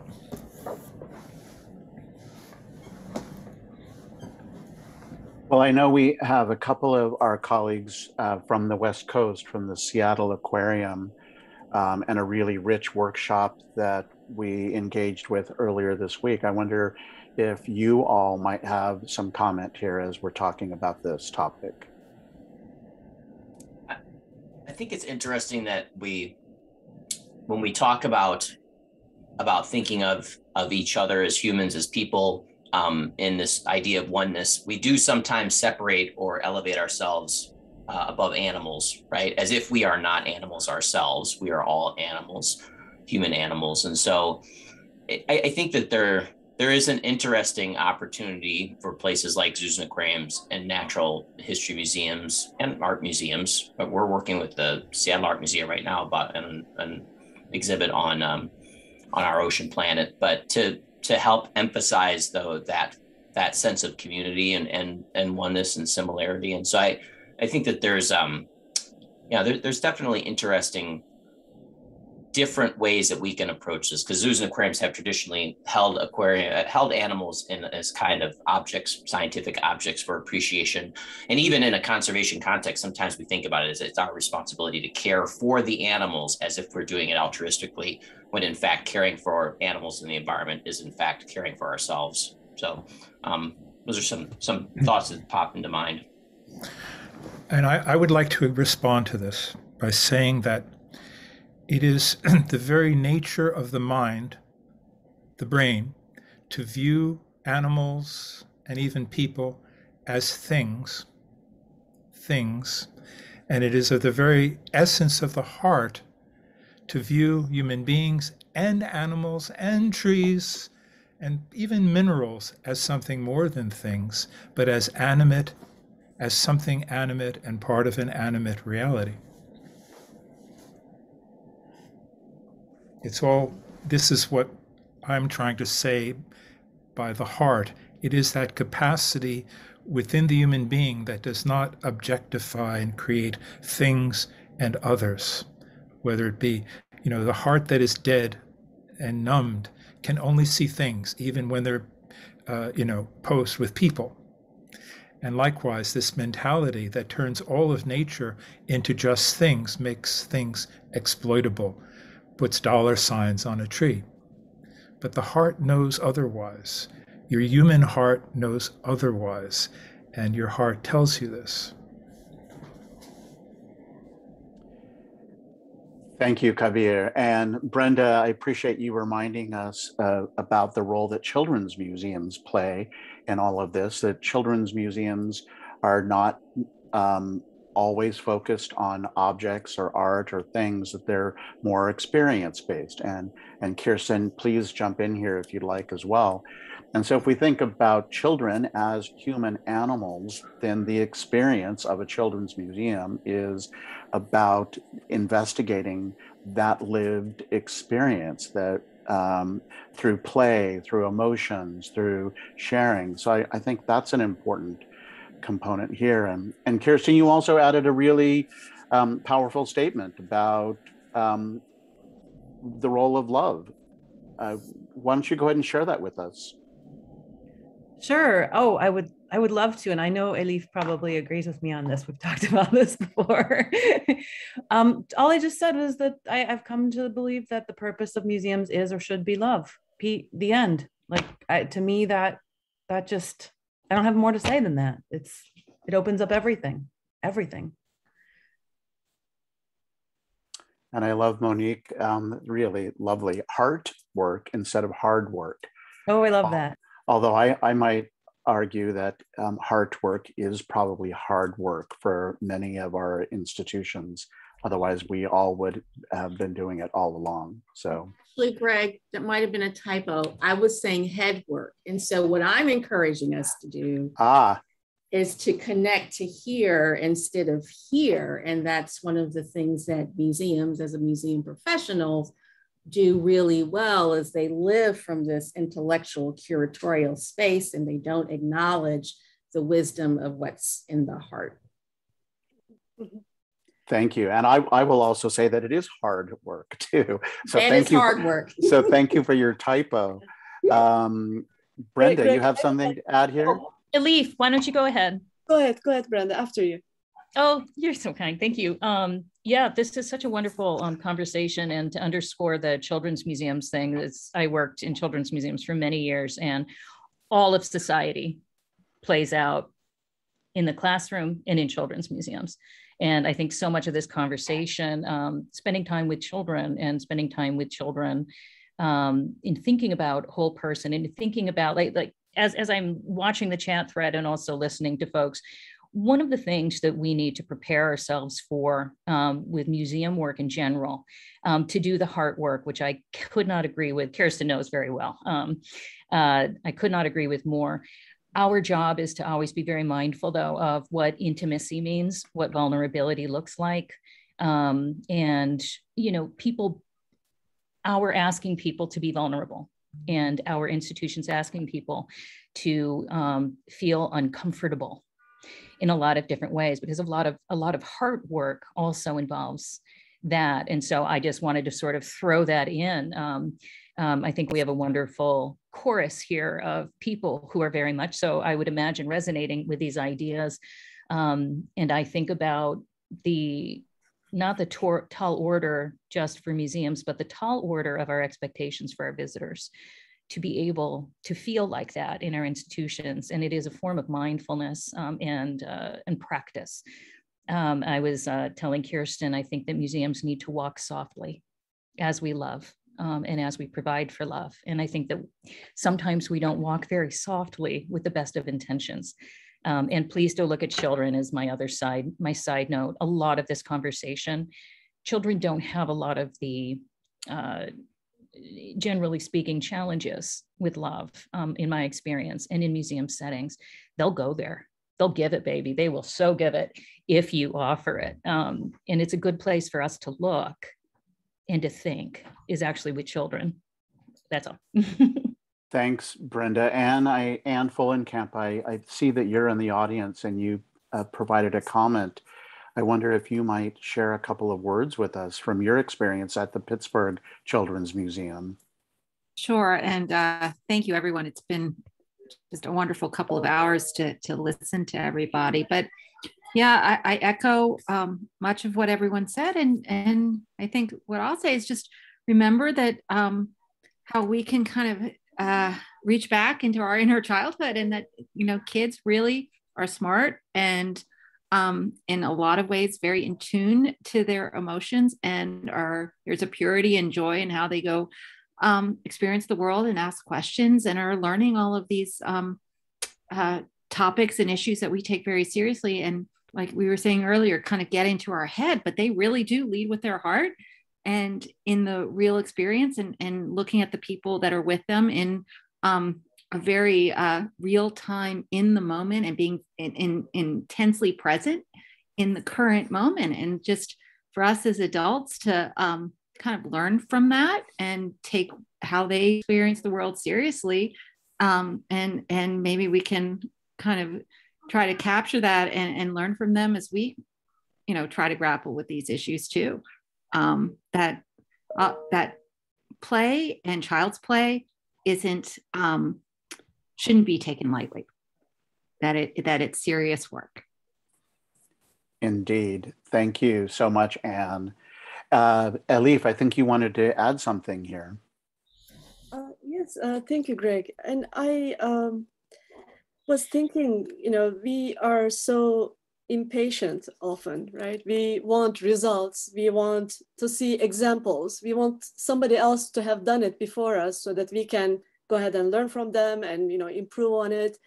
But it seems to me this conversation is we are going into this sort of new exploration in a new space, new place. Not that, some of these notions have not been mentioned before, but perhaps it is that, time cycle of 26,000 years is, hitting us. And we are in this sort of mode of awareness of our, capacity, humanness. And I was thinking also, in our institutions, we often talk about, long-term strategic planning. And they're often, I guess, the longest, and, some of our museum directors can talk better about this, but, 5-year, 10-year, or even corporations, right? But what Kabir Dede presented us with was this sort of 26,000 years of cycles. We are talking about human evolution in our journey to capture our true humanness, what we are made of and what we can be when we are combined with love and when we access those qualities that are already there in our hearts as love and compassion.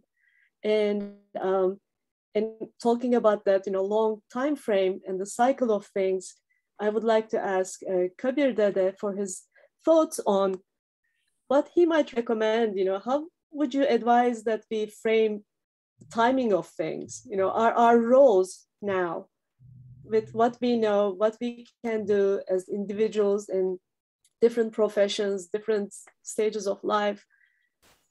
Is there something that we each can do now to let us learn, like a friend said, walk softly, or figure out our ecological function of being a human and discover the love? Well, this is what we've been talking about, Elif. I would summarize it by calling it the education of the heart. And we're confronting trends in our societies today, chiefly what I'll call the transhumanist agenda, which actually believes that we could download the information of our brains into a computer and live forever. Is something missing in that concept? And yet this is a real challenge, not to be underestimated. I can't underline this strongly enough, that the time to both know, understand, explore, and ultimately defend our human possibilities is now.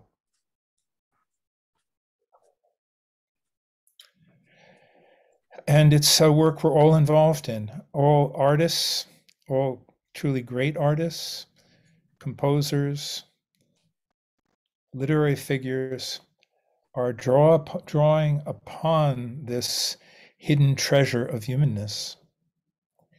And they're showing it to us in various ways. And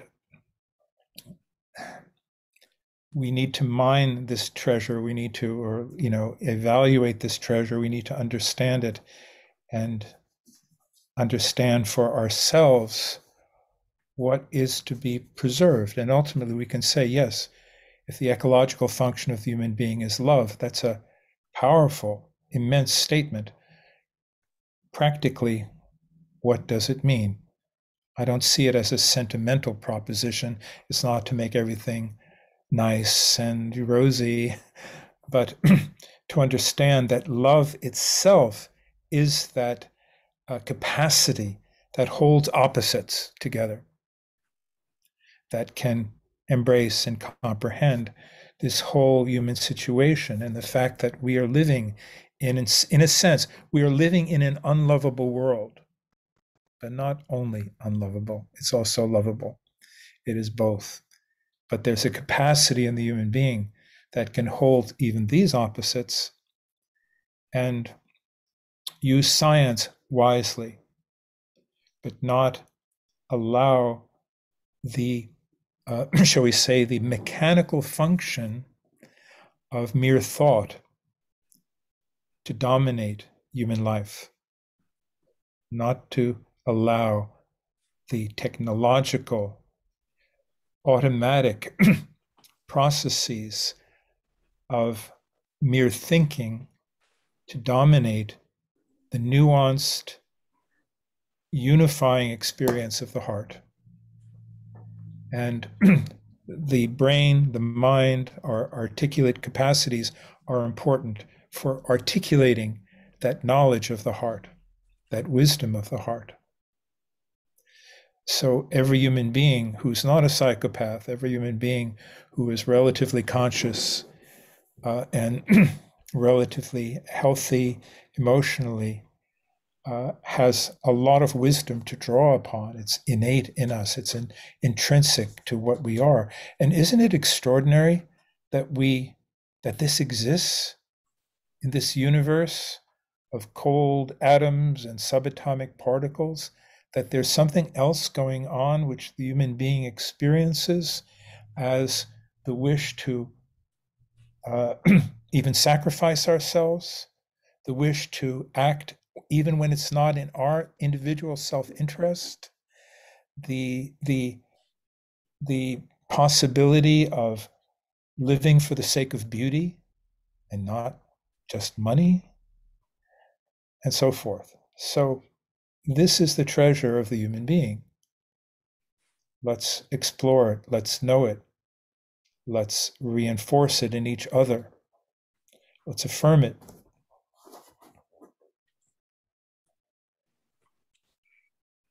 Kabir Dede, thank you so much. And thank you all for such an engaging conversation, which really feels like just a warm up for what we will transition to in our reflections and panel discussion.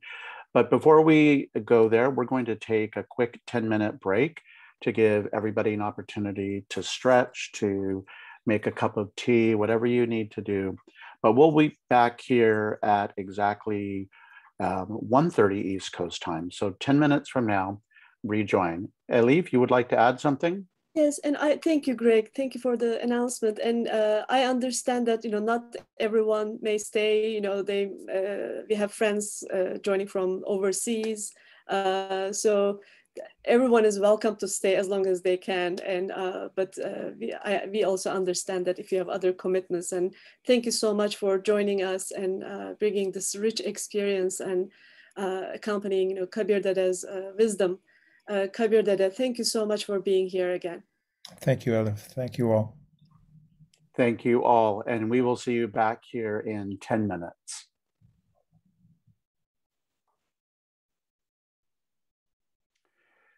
Welcome back, everyone. Thank you for sharing in our opening session.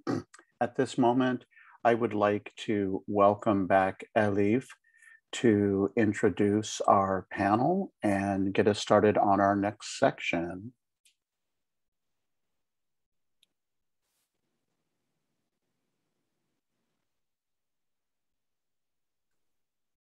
My apologies. Thank you, Greg. So I don't know if we're going to spotlight everyone, but we have an amazing group of people here, just like our entire group here today, that they were willing to take part in this conversation. We have Elaine Human-Gurian, Brian Henderson, director of Glencairn Museum, and of course, Elaine is an author. Most recently, she published the book Centering the Museum, and she's a senior museum consultant. And Brian Henderson, director of Glencairn Museum, Philip Himberg, executive director of McDowell, Susan Lanzoni, author and historian of science, Massachusetts College of Pharmacy and Health Sciences, Micah Parsons, CEO of Museum of Us, and Sheldon Scott.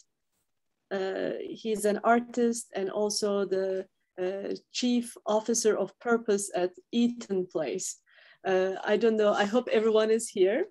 And let me see if I can rearrange my view. Okay.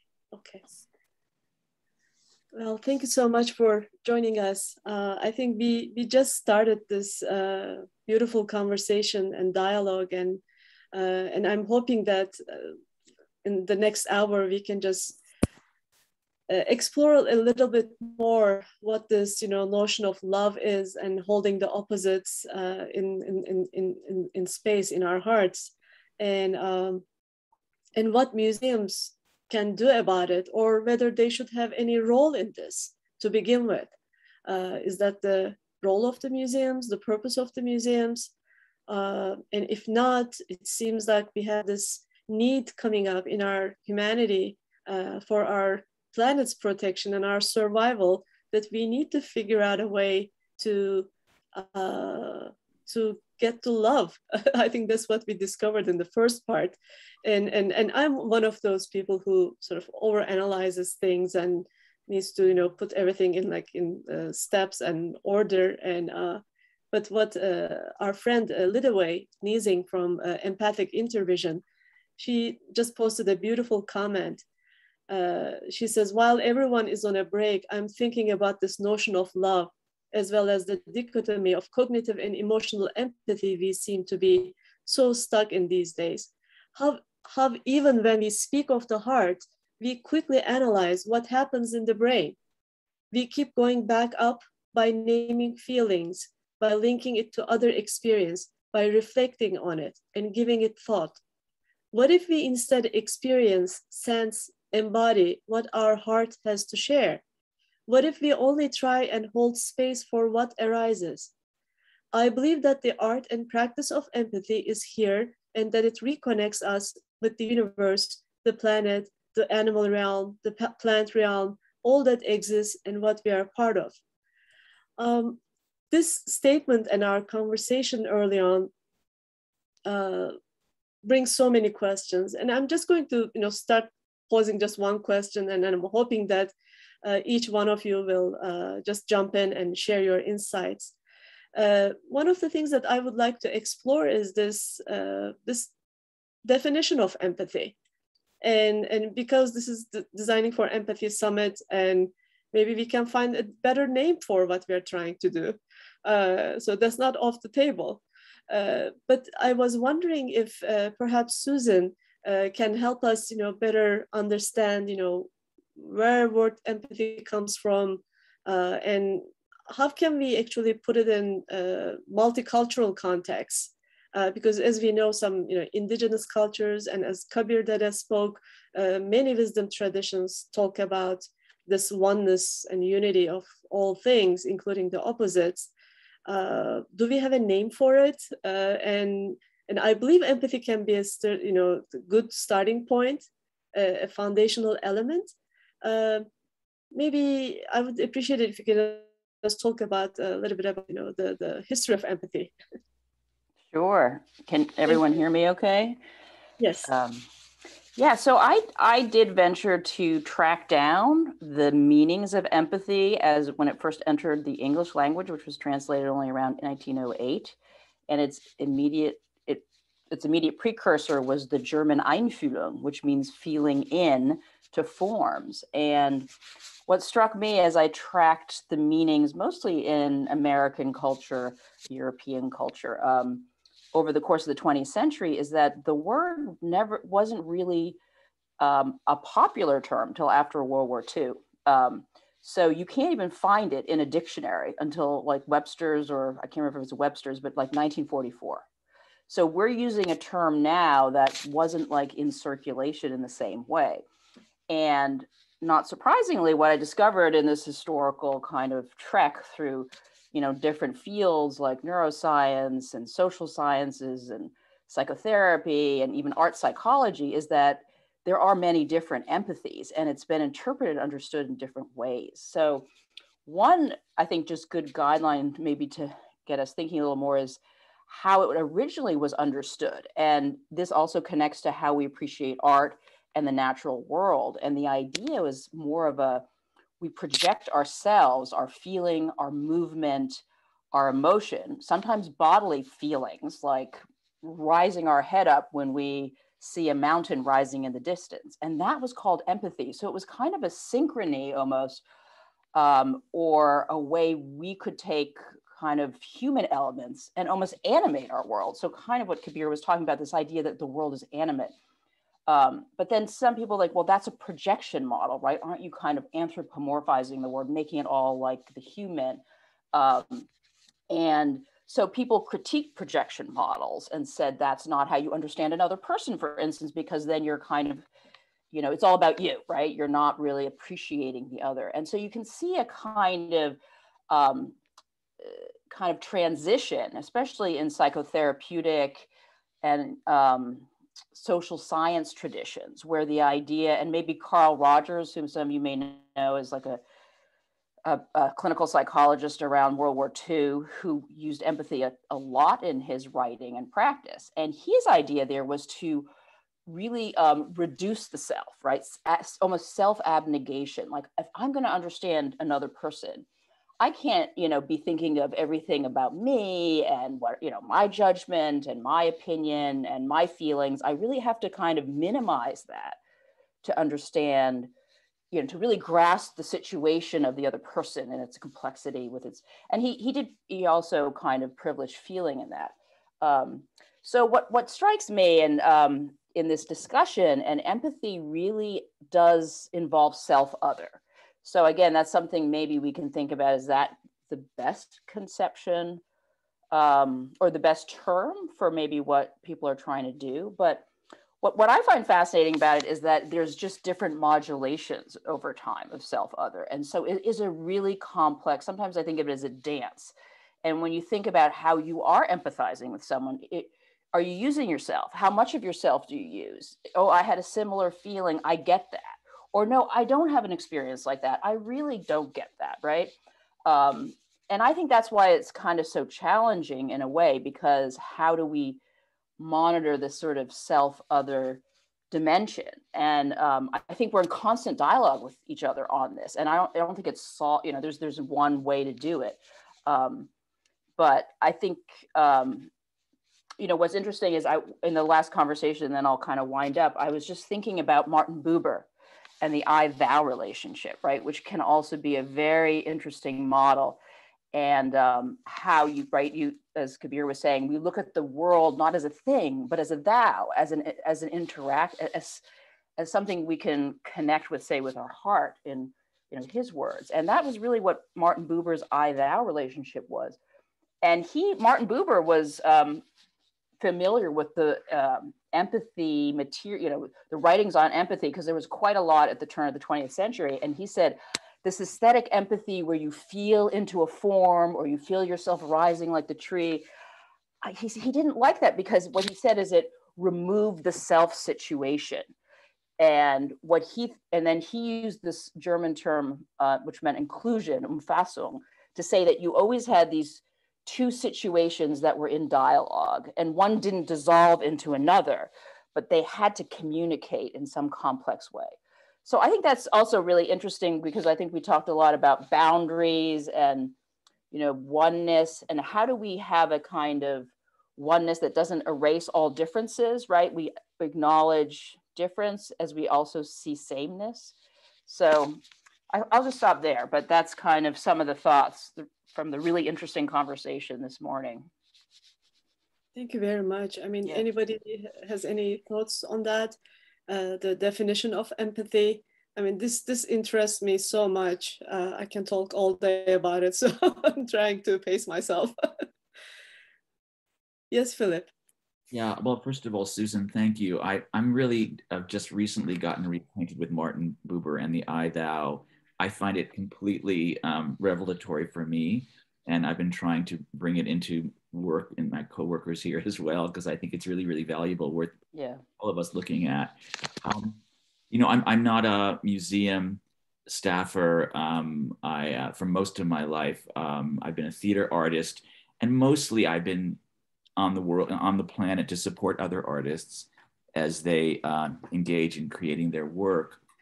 You know, and I do that by assuring that an artist has a really special place and time and community in which they can make their work. And I've begun to think about empathy lately by thinking about the space. I call it the space in between, or the space between. It's how I've begun to frame my thinking around impact and empathy. And the space in between, manifests for me in some very simple ways, like just the dialogue we're having now. There's a space in between two people or a group of people having a dialogue. And we're bridging that as we have these conversations.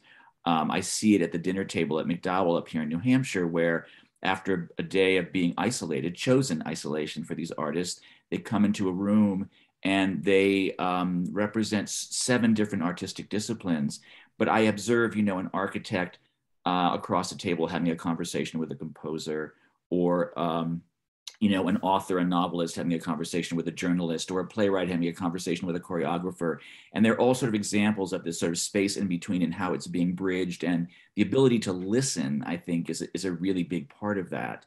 But I'm also really interested in art, museum art, other art, and the work of art and the spectator, and that the space in between them. And I don't like to think of the spectator as a passive force, but I like to think of that individual as engaged actively with the painting, the sculpture, the performance. And in fact, I would go so far to say that there's probably a failure with the work of art or how it's being presented if in fact the purveyor of it is passive. And I get that, I guess, because live theater is so, it's in the DNA of live theater to exploit, if you will, empathy. Kabir spoke of the sacred space, and I think many theater artists feel that walking into a theater, it was true watching those incredible dervishes today. You're in that space, it's a sacred space, and a theater space kind of mirrors that. I feel like in the theater, when theater's about storytelling, all of art's about storytelling, but in theater, the story is not created on a page, and it's not even created on the stage. It's created in the imagination of an audience observing it. And it requires that an audience lean into it if it's good theater. And the narrative, the story is created in that empty space between the stage and the people sitting in the seats.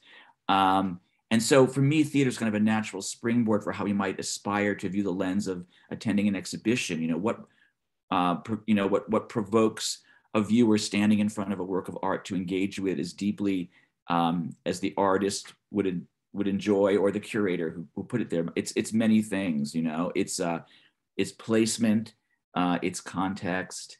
I don't think the context is as simple as a brochure, or as Elif alluded to, a plaque on the wall, or maybe it's a docent if the docent is an engaging docent. But I'd like to imagine that there are other ways to spur that engagement, in that space.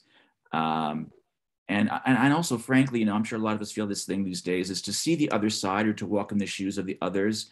The place I go to really understand that is in theater, because the art form sort of forces us to do those things. The notion that underlies it is the willing suspension of disbelief. You're walking into a building where nothing is real.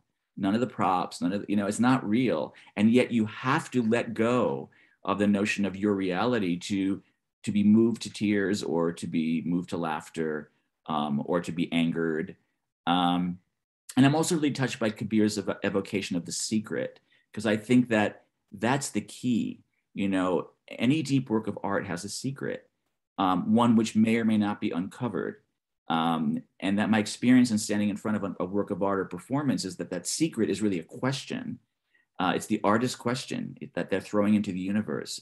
And I think what it brings with it is kind of a sense of wonder and awe, as opposed to, oh yeah, I get that. That's cool, So I don't know, I'm going around in circles a little bit. I forgive me, Elif, but this notion of empathy is, as I dig through it, that's where I sort of begin the conversation. That's beautiful, Philip. Thank you for sharing. And I was thinking, just like what you said, theater is such an excellent example of an empathy as a feeling, right? As the experience, not just the quantitatively how we analyze it, but the experience itself. Really, it is often very difficult to put it in words, but you just live it. And that collective experience, such as this, there could be this collective gasp, in the audience, because you're just so into what's happening. It reminds me of this notion of oneness, that as if an experience as if there is no other, and you know, it is just this human psyche, I guess. You know, it's just such a rich, you know, thing to explore. And I would like to ask a question to Elaine and her thoughts about, because I know that in the past, in the summits in the past and in our conversations, Elaine, you talked about this concept of Rahmanides, or Rahman in Arabic. And I think this also goes to the notion of, you know, holding opposites in the same space. I was wondering if you can elaborate on that a little bit within the context of how we see empathy and this oneness, this collective experience of it. Thank you, Elif. Let me go to that question second by positioning all my, not only my work, but the way in which I listen to this. We are practitioners who are in the business of translating philosophy into action so that it mirrors that. And that one of the great mistruths of my life as a child was that there was a separation between business, or the business of running institutions, and your philosophy, which my father referred to as my naivete, that if you believed in social justice, you didn't have to act on it because business didn't believe in social justice. I think the discipline that you are bringing to us is that everything we do is philosophy, and that this conversation then leads itself to action. And so let me, in that, an action in our field where we have responsibility. So let me take piece by piece and tell you at least the unresolved questions of action that it brings to me. What Elif is referring to is that in her world and mine, I'm a Jew, and the word for empathy gets translated into Rahmanis. Rahmanis is a Yiddish word, and it does not mean empathy in the way that we've been talking about it. It means pity for the human condition. It means understanding in an emotional way that we are all not only flawed, but capable of unspeakable criminality and unspeakable love, that the human condition has within it these extremes. And in my life, my translation of the word love is the word somehow of peace, that in fact, we need to stop killing each other and making emotional damage to each other. And so when I look at the museum institutions that I work with, I try and look at what is the institutional responsibility in empathy. And I have a few things I would lay down for further discussion based on all the things that we've talked about this morning. When Philip talks about the space between, my big responsibility take on that is that the museum is not the exhibition. The museum is a giantly responsible civic space that has all kinds of spaces in addition to the exhibition. And those spaces require that we understand the unknowable, because strangers who are entering our space are unknown to us. and are capable of both ends of Rahmanis. And yet, it is our responsibility to keep that space safe enough for people to willingly enter. And in today's world, to keep that world wide enough so that the unlike each other would enter. And what does that mean for the space between and our way of working?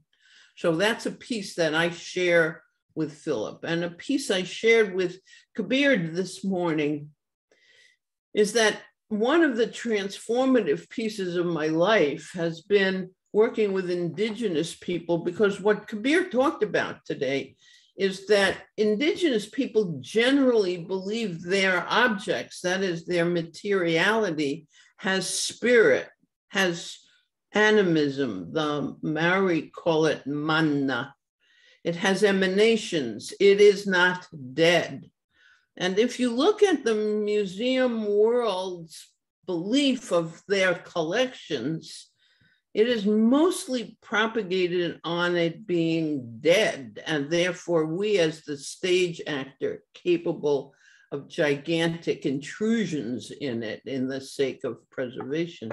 But if it's alive, then we have very different responsibilities. And indeed, if we are going to include indigenous material in our work, we have to include mindsets and worldviews that are not rational ones, but accept this notion of love, so that our relationship with something we formerly thought of as dead is now something in action with us. And that requires different availability and different feeding schedules and different ways of conservation or not conservation, and it requires a kind of very deep change in your sense of what a collection is. So all of these thoughts that we are thinking about today, about the self and other, all of those have to be actualized within that spirit of increasing love or peace, which is our responsibility in the practice of museums. And so I wander about looking for those who do that. And I see my friend Micah here, who has taken a whole institution and flipped it on its head, because he started with a philosophy. And I understand we can fight with each other about the meaning of philosophy, but in the end, for me, our responsibility is to change the way in which we affect the institutions themselves. It's wonderful. Thank you, Elaine. Thank you. I guess, what I'm hearing is that, when you say philosophy, it is also our worldview, right? The worldview yes. that we have come accustomed to through our social context, usually social cultural context, and how we view the world, our institutions, what they can do for us, how they can serve us, or how we define concept like empathy or love, essentially depends on the worldview, which is this sort of like infinite cycle again. So how do we instill those, can we create those journeys that give people the language, the right language that, I shouldn't say right, but to inspire individuals to, search for love? And one of the things we must do is then give up the primacy of rational thinking as the only thinking by which we run our institutions. And that the intermix in the Rumi poem is a both and intermix, and that we have to become comfortable with both the primacy, with both scientific and evidence-based thinking, but equally comfortable with this sometimes known as faith-based thinking. And then we have to put both of them in action in our institutions. Thank you. And with that, I would like to ask Micah to share maybe some of his experiences at the helm of the Museum of Us, and I mean, as a leader, you must be dealing with all kinds of dynamics, and you have shared some of those, with us in our past meetings. So let's, we'd love to hear what you can share with us. Yeah, thank you so much, Elif. And it's such a pleasure to be here. I would like to just start by saying last year I attended the summit for the first time and had no idea that such a place existed where people were actively talking about these kinds of issues from so many different vantage points and disciplines. And I felt sort of like I found a home and that I found my people. So thank you for all of that. I resonate so much with what Elaine was just saying, and so much of the discussion that has already been had this morning. And one of the things that I've really been struck by is this idea that how much organizations are like people. And that, of course, only makes sense because organizations are, in fact, made of people. But I think that we sort of often forget this. And we, just like people, our organizations have dents and bruises and scars, scar tissue. Sometimes there are often open wounds and wounds that are even festering. And I think that to Philip's point and earlier points, we have an amazing opportunity here. I mean, we see this crystal clear in some of the movements that are shedding light on these bruises and scars and open wounds. Museum Workers Speak is a wonderful example of folks who are tired of the inequities in pay.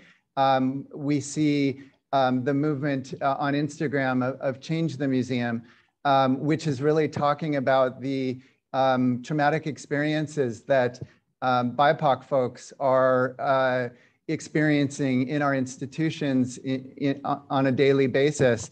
Of course, every museum in the United States, at least, sits on the ancestral homelands of an indigenous group.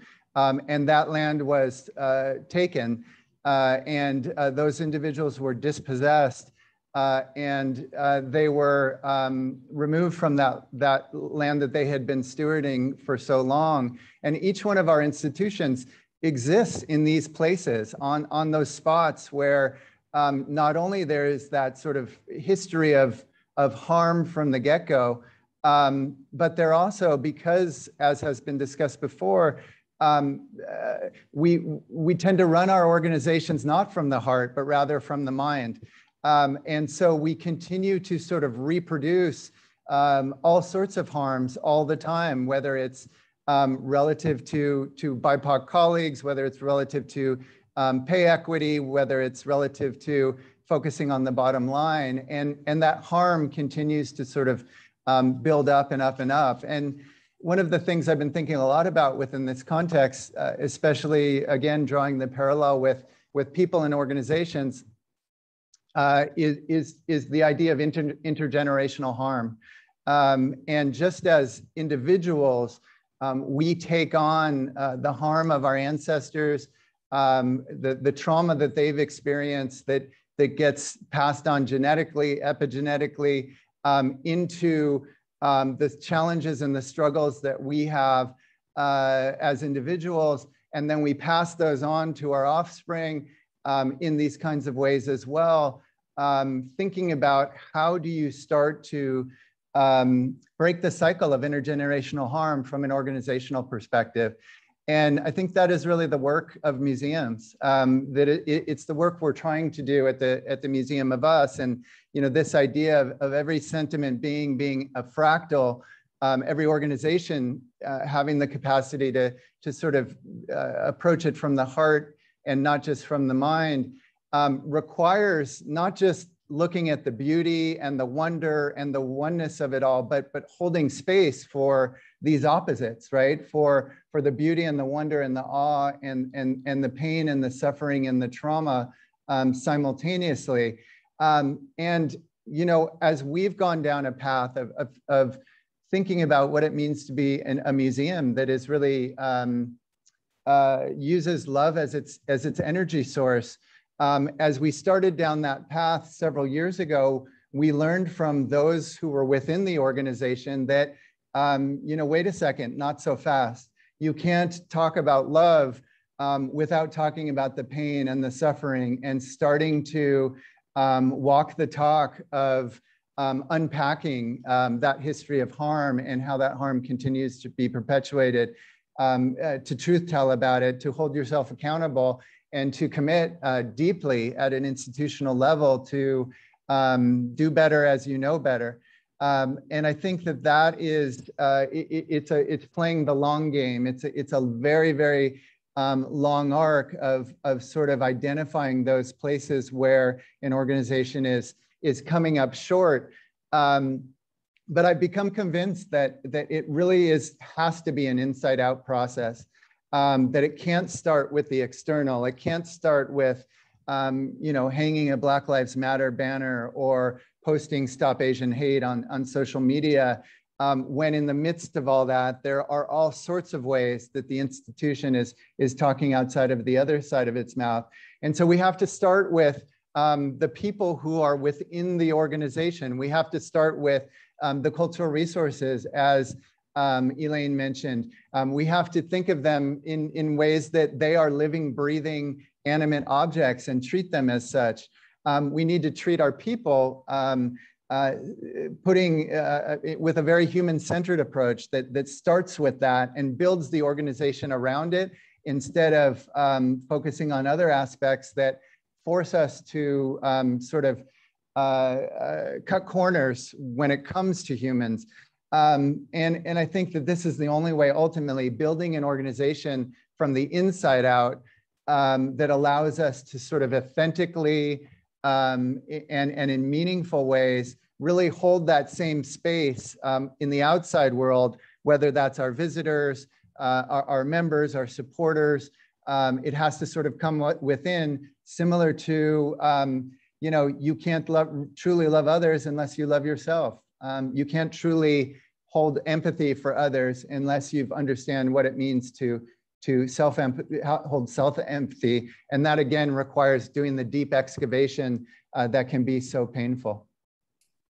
Absolutely, absolutely. This is hard work, really. Hard work, as somebody said. And it's a long journey. I mean, there's, we just keep trying. We just have to keep trying because we have so many things to resolve and to bring to table for accountability, as you said.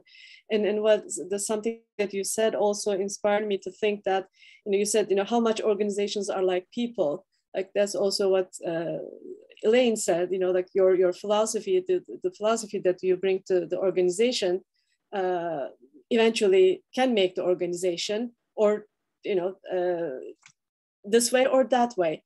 And then as people, we have these ingredients to build our tools to make our institutions. And those tools, so it is very important to pick the tools that we are going to use to build those organizations, because once they are there, and as we use them, as we engage with them, they in turn shape us back.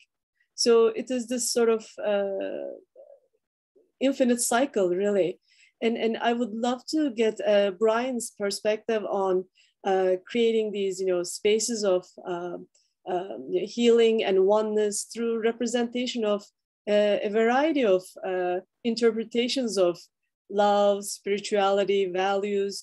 As you may know, you know, Glencairn is a beautiful museum. It's a museum complex that is so inspiring, that has religious artifacts from many different traditions throughout time, but you can all see them all at once.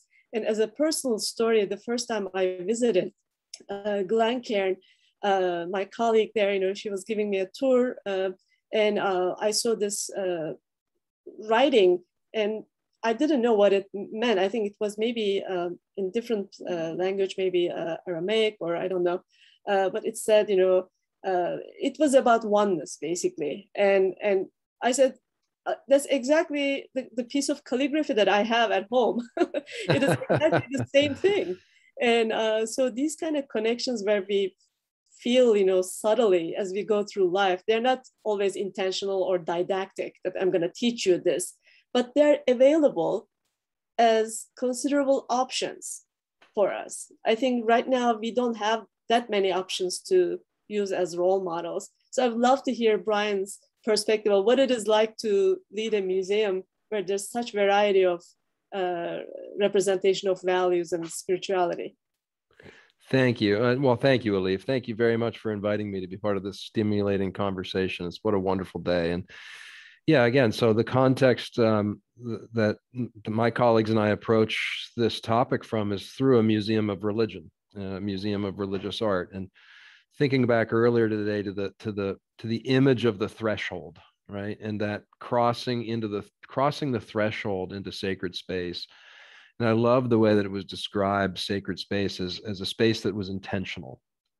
And so ask ourselves, what is that intentionality? What is it that we intend for in that space? And, Philip, you were talking about in the theater experience, that suspension of disbelief.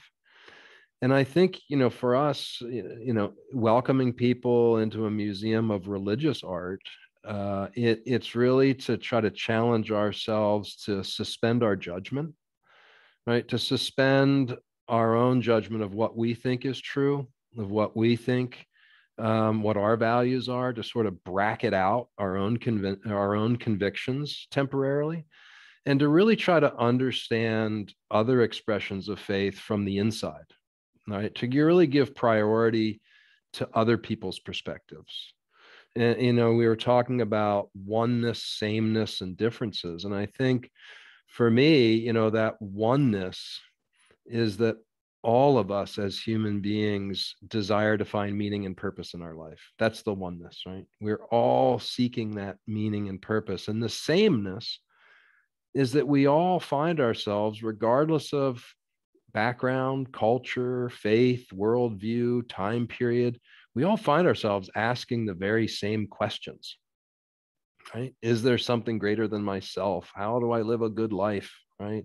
What happens to me after I die? But the beautiful difference is in the diversity and variety in the ways that we all answer those questions, right? Those questions have been answered in so many beautiful ways over time and across space. And so to take time and to bracket out our own convictions, our own judgments, and to really absorb ourselves in expressions of faith, maybe different from what we're familiar with, right? And to really absorb ourselves into that, get outside of ourselves and say, how have other people sought to answer these questions that I find that I have myself? And to see why, like that face from 26,000 years ago, not just to appreciate the art for its beauty, but to really think of the motivation. What called each human to express with their hands, to create this beautiful work of art that expresses some value that they hold, right? That it illustrates some belief that they hold. And most likely it represents a way that they put that belief into practice, right? And so for me, sort of that developing that empathy, it goes from the mind to the heart to the hands, and to self-reflect first. What do I think? Sharpen my own thinking, and to begin to then get out of my own thinking to what do other people think? How can I understand other worldviews and other ways people have sought to answer the questions that I struggle with? And then to transition that from an intellectual exercise to an affectional one, right? To really, to be able to open our heart, right? And to really open our heart to those other values and what is precious and valuable to those. And then to move to the hands of, so how can I live a life of compassion? And how can I look, to me, empathy is really looking to the goodness in everyone. How do we see the goodness that exists in each and every person in the beautiful way, the beautiful differences of ways, in different ways that that's expressed, that goodness is expressed, and to celebrate that. And so For us, it's a journey to move away from the didactic, to move away from the explanation, to think that we're teaching people, to think that we're explaining things, and inviting them in, and inviting all of us into an engagement with art, so that we're not, if we're teaching about, I don't know, our ancient Egyptian gallery and funerary art, if we're trying to teach people about that, we slip into maybe unknowingly into emphasizing the otherness. Whereas if we just invite engagement and ask questions about how were they trying to answer the questions that are the same questions that we're trying to answer. How do you celebrate, commemorate those people who have died? How do we express our grief? How do we remain connected with our loved ones who have passed from this natural world? How do you do it in your culture? How do you do it in your worldview? And how did the ancient Egyptians do that? How did the ancient Greeks do that? And invite that engagement.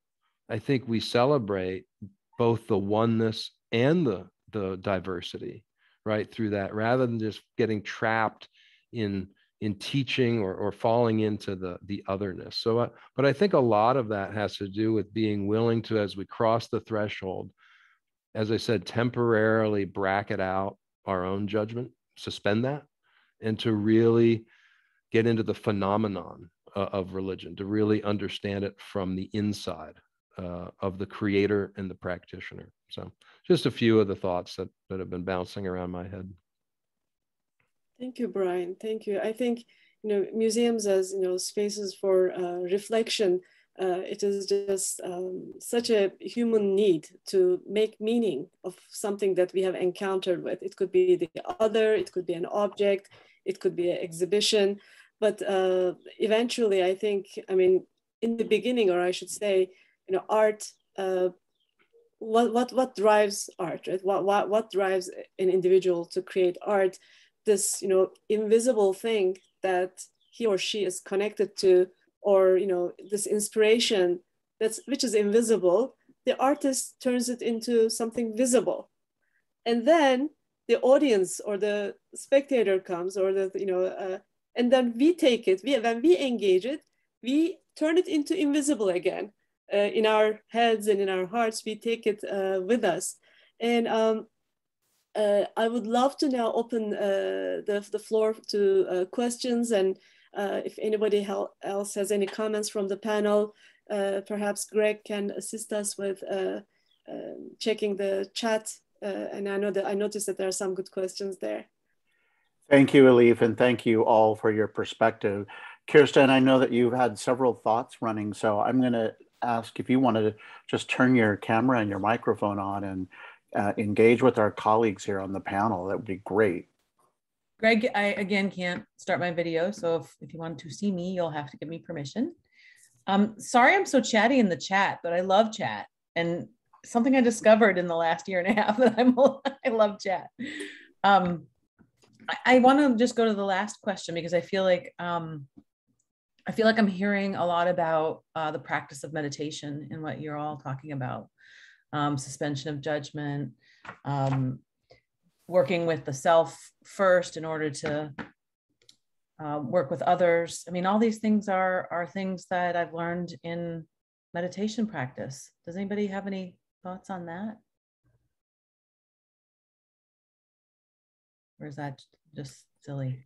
I wonder if Aparna is here. Aparna Sadananda and Donna Jate from the Phillips collection, they ran a workshop on meditative ways of looking at and engaging with art.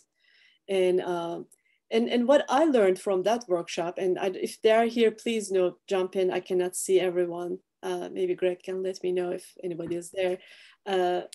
Is that they're also grappling with some of the same questions, this otherness of the art and the spectator, and you're trying to feel into it through various practices, but the ultimate goal of that tradition, yoga and meditation, is also to reach this sense of unity at the end. Exactly. So empathy by definition, I think, is a dualistic thing. There should be an always other, and it is maybe a quantitative thing now that I learned these terms from Kabir, this quantitative way of looking at the reality, that, there should be an other, and because otherwise, how can you just experience oneness if there's no other? But then as experience itself, it is really something that cannot be described with words. It can only be experienced. And I don't really think that we can really design for it either. But maybe we can make those conditions available in more places in our lives and more accessible and more available as considerable options, just like any other options that we are presented with. We don't have enough of this option to go and engage with. And we also don't have enough role models, I think, and like what Micah is doing, and this turning this institution inside out, literally, it takes courage. It takes a tremendous amount of courage, but then if somebody does it, and if somebody talks about it, even if it is a work in progress, because we are also very impatient, we want to see results and we want to know this and that. But even if it's work in progress, I do believe that it encourages others to explore and just join in the effort. And I don't know, from meditation to oneness to no, Elif, let me stop you a second about what the creation of spaces signaling other practice does for the audience, in that it A, gives permission.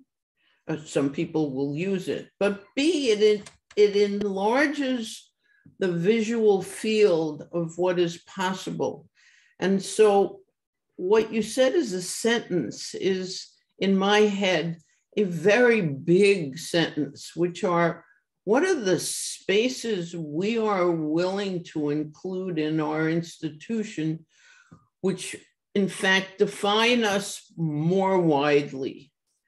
Are there spaces for activities that are non-rational, that are faith-based practices? And does that say anything?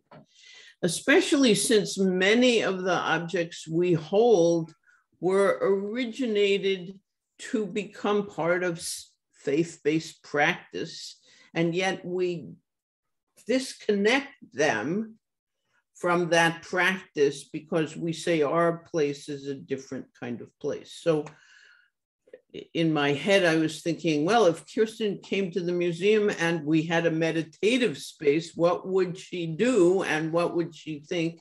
And if we had rotational objects in this space, what would happen? That notion that we can widen the allowable practice in our place to include what we're talking about. Yes, Susan. Yeah, I think that's a really interesting way to think about, the question of empathy and meditation. Another way I think about it, and to some extent it is informed by my historical understanding, is that if empathy was projection, it was understood kind of almost to happen unconsciously. Like we might appreciate, as I said, that example of the mountain rising because we bodily kind of almost imitated unconsciously without knowing the idea that it was stretching up, or a tree, or we talk about a tree as sorrowful. That kind of animism kind of happened and was often unconscious. But I think if you think of empathy as a practice and as a reflective practice, and how it's sort of developed, say, in psychotherapy domains, and it becomes an incredibly intentional reflective practice. And that's a kind of different thing. And I think that may be also where Kirsten's thinking about mindfulness, like what does it mean to do this deep soul searching, to see where you are, to, get a set, to know what you're feeling, right? And then you can maybe meet someone else because you have an incredible amount of self-awareness, which it strikes me is actually was also happening on the institutional level that Micah was talking about, right? The institution has to become incredibly self-aware. What are we promoting? What are our values? What are we, so I think empathy can be this incredibly challenging practice of sort of, you know, seeing, reflecting on ourselves in order to reach someone else. And, you know, there's some people that talk about self-empathy now, which is kind of interesting too, because maybe there are even more connections there with mindfulness. Like there's a way of having a relationship to oneself, right? Where one can kind of openly embrace one's own feelings in a way, or thoughts, or to understand them better. And that practice can then be extended to others. So I think that reflective part of empathy is really important in terms of, you know, that it's not that it's just non-rational, but we use kind of all our resources to kind of understand ourselves and to reflect upon ourselves and others. Yeah. Yes, thank you, Susan. I think, you know, the way you described or mentioned, you know, self-empathy, I think in a way, to me, it stems from a need to know ourselves, to know first what we are made of. And I think that's true at the organizational level too, from what, you know, Micah described us, you know, as soon as they decided to open up and, you know, be more empathetic and inclusive and compassionate, they had to turn inwards first to understand and, you know, really put everything, you know, all the items on the table, and then start work there. And the thing is that, you know, there's really, we don't have the luxury to finish the internal work first, so then we can move on to the next step. The messy part of empathy is that this has to take place all at the same time. And while, I mean, and this is a very sort of childish metaphor, but those who may have watched the Lego movie, those, you know, master Lego builders, they build the aircraft that they're flying into the outer space as they are on the flight. You know, they're like imagining, oh, you know, I need this piece, you know, they change it and while they're on the flight. And I think that's exactly what's happening to us. And everything is awesome. Yes.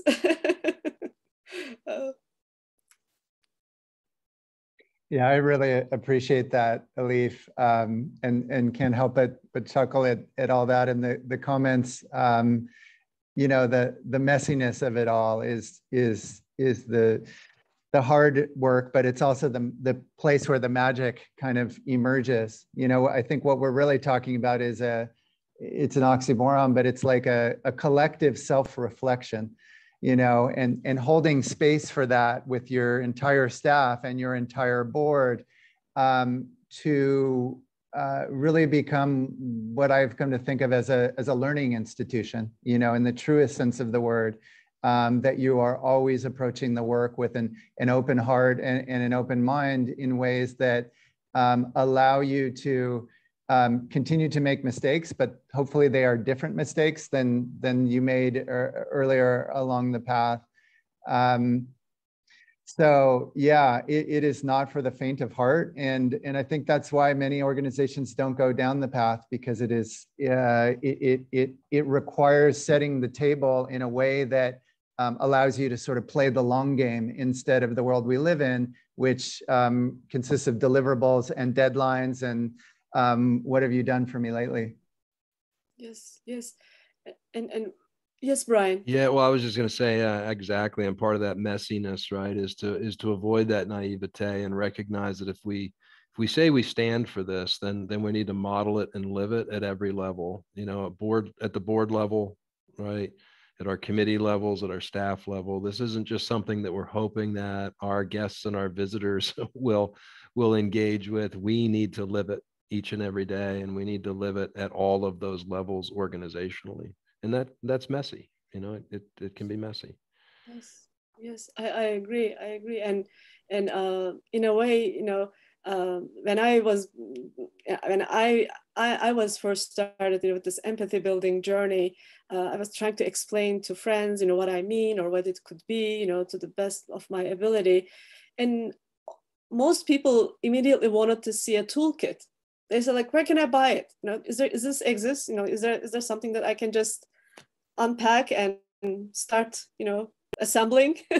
I mean, it's not like they didn't reject the idea, that they thought that it might be good to have, nice to have, but they wanted something that they don't have to think much about. They know it is the right thing to do, but they want it readily available to them, which this thing is not.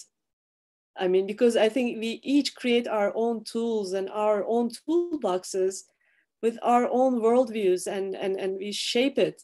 And these are almost like living things that shape us back in return.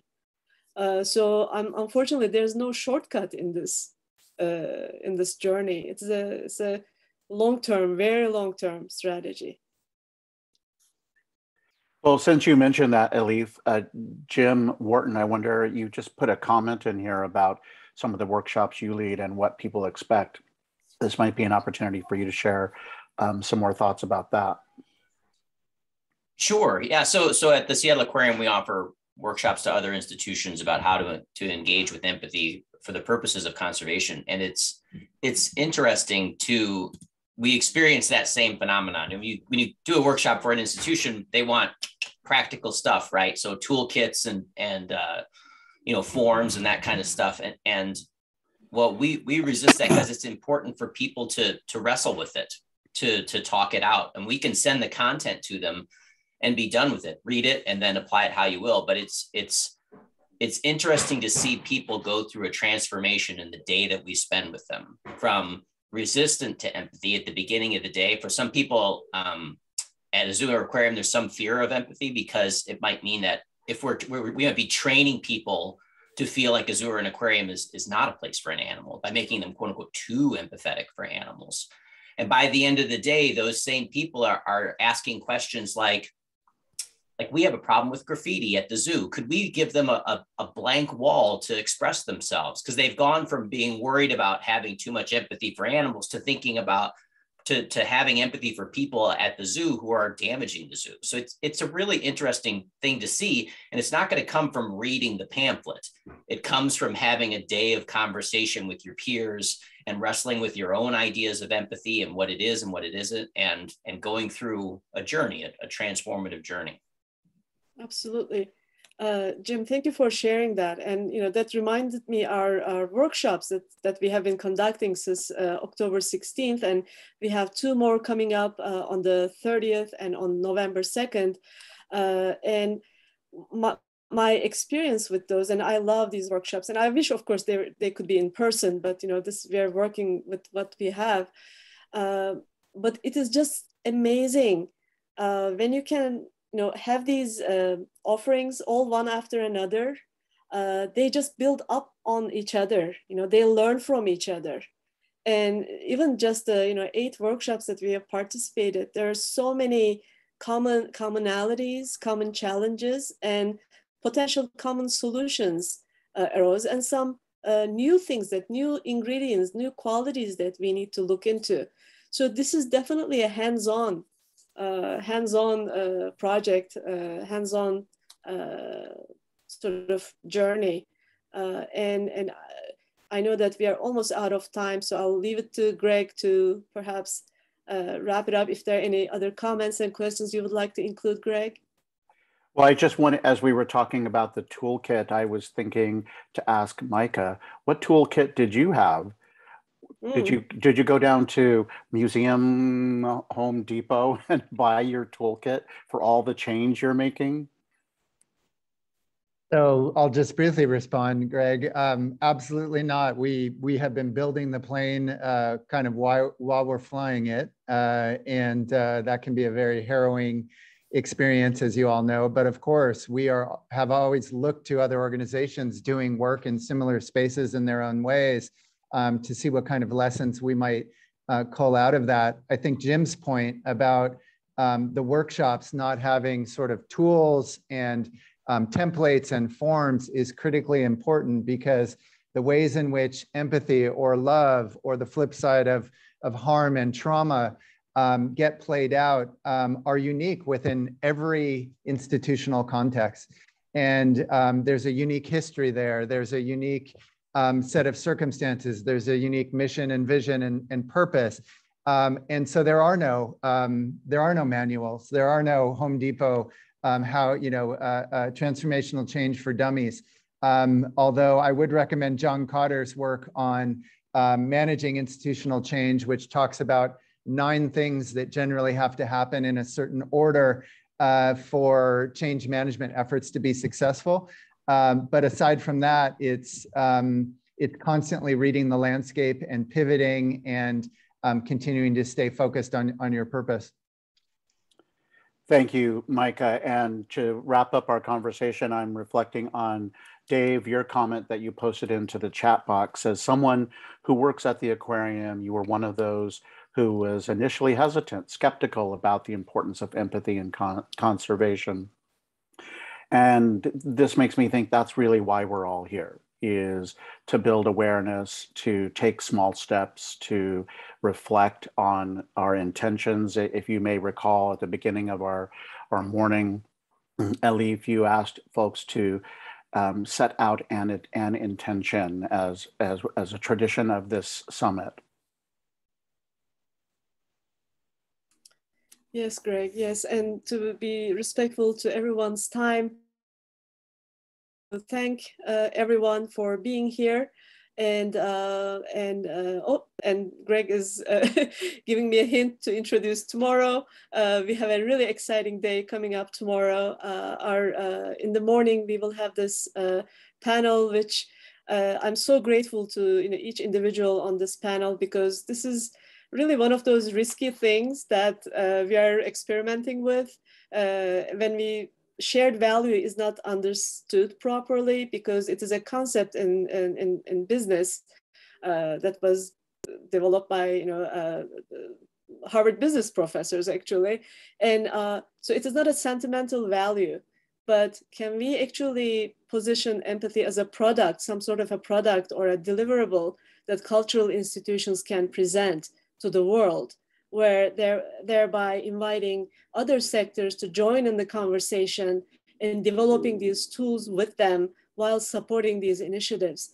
Because these initiatives, they are, some institutions have funding, grants, but there are so many individuals that have wonderful products that could be very helpful to explore and learn from, that are not getting the public space that they should get, I think, and museums would be the perfect platform. So that's our first panel, and then the following that, we will have a discussion about the role of empathy in theater and VR, and this is more about the alchemy of empathy. We will explore what these things look like when it's happening, what empathy experience is about. And how can we use some of the other terms to expand our understanding of what empathy can be. And then Erika Blumenfeld at the end will take us on a journey to deep time and deep space, because she is a transdisciplinary artist that works with NASA and other space organizations, and uses inspiration and sometimes I think even some artifacts that were brought back to Earth to create her art. So her understanding of empathy and oneness will help us, I think, also expand our understanding of what it can be. So thank you again for joining us. So grateful to each one of you for being here. See you tomorrow. Thank you.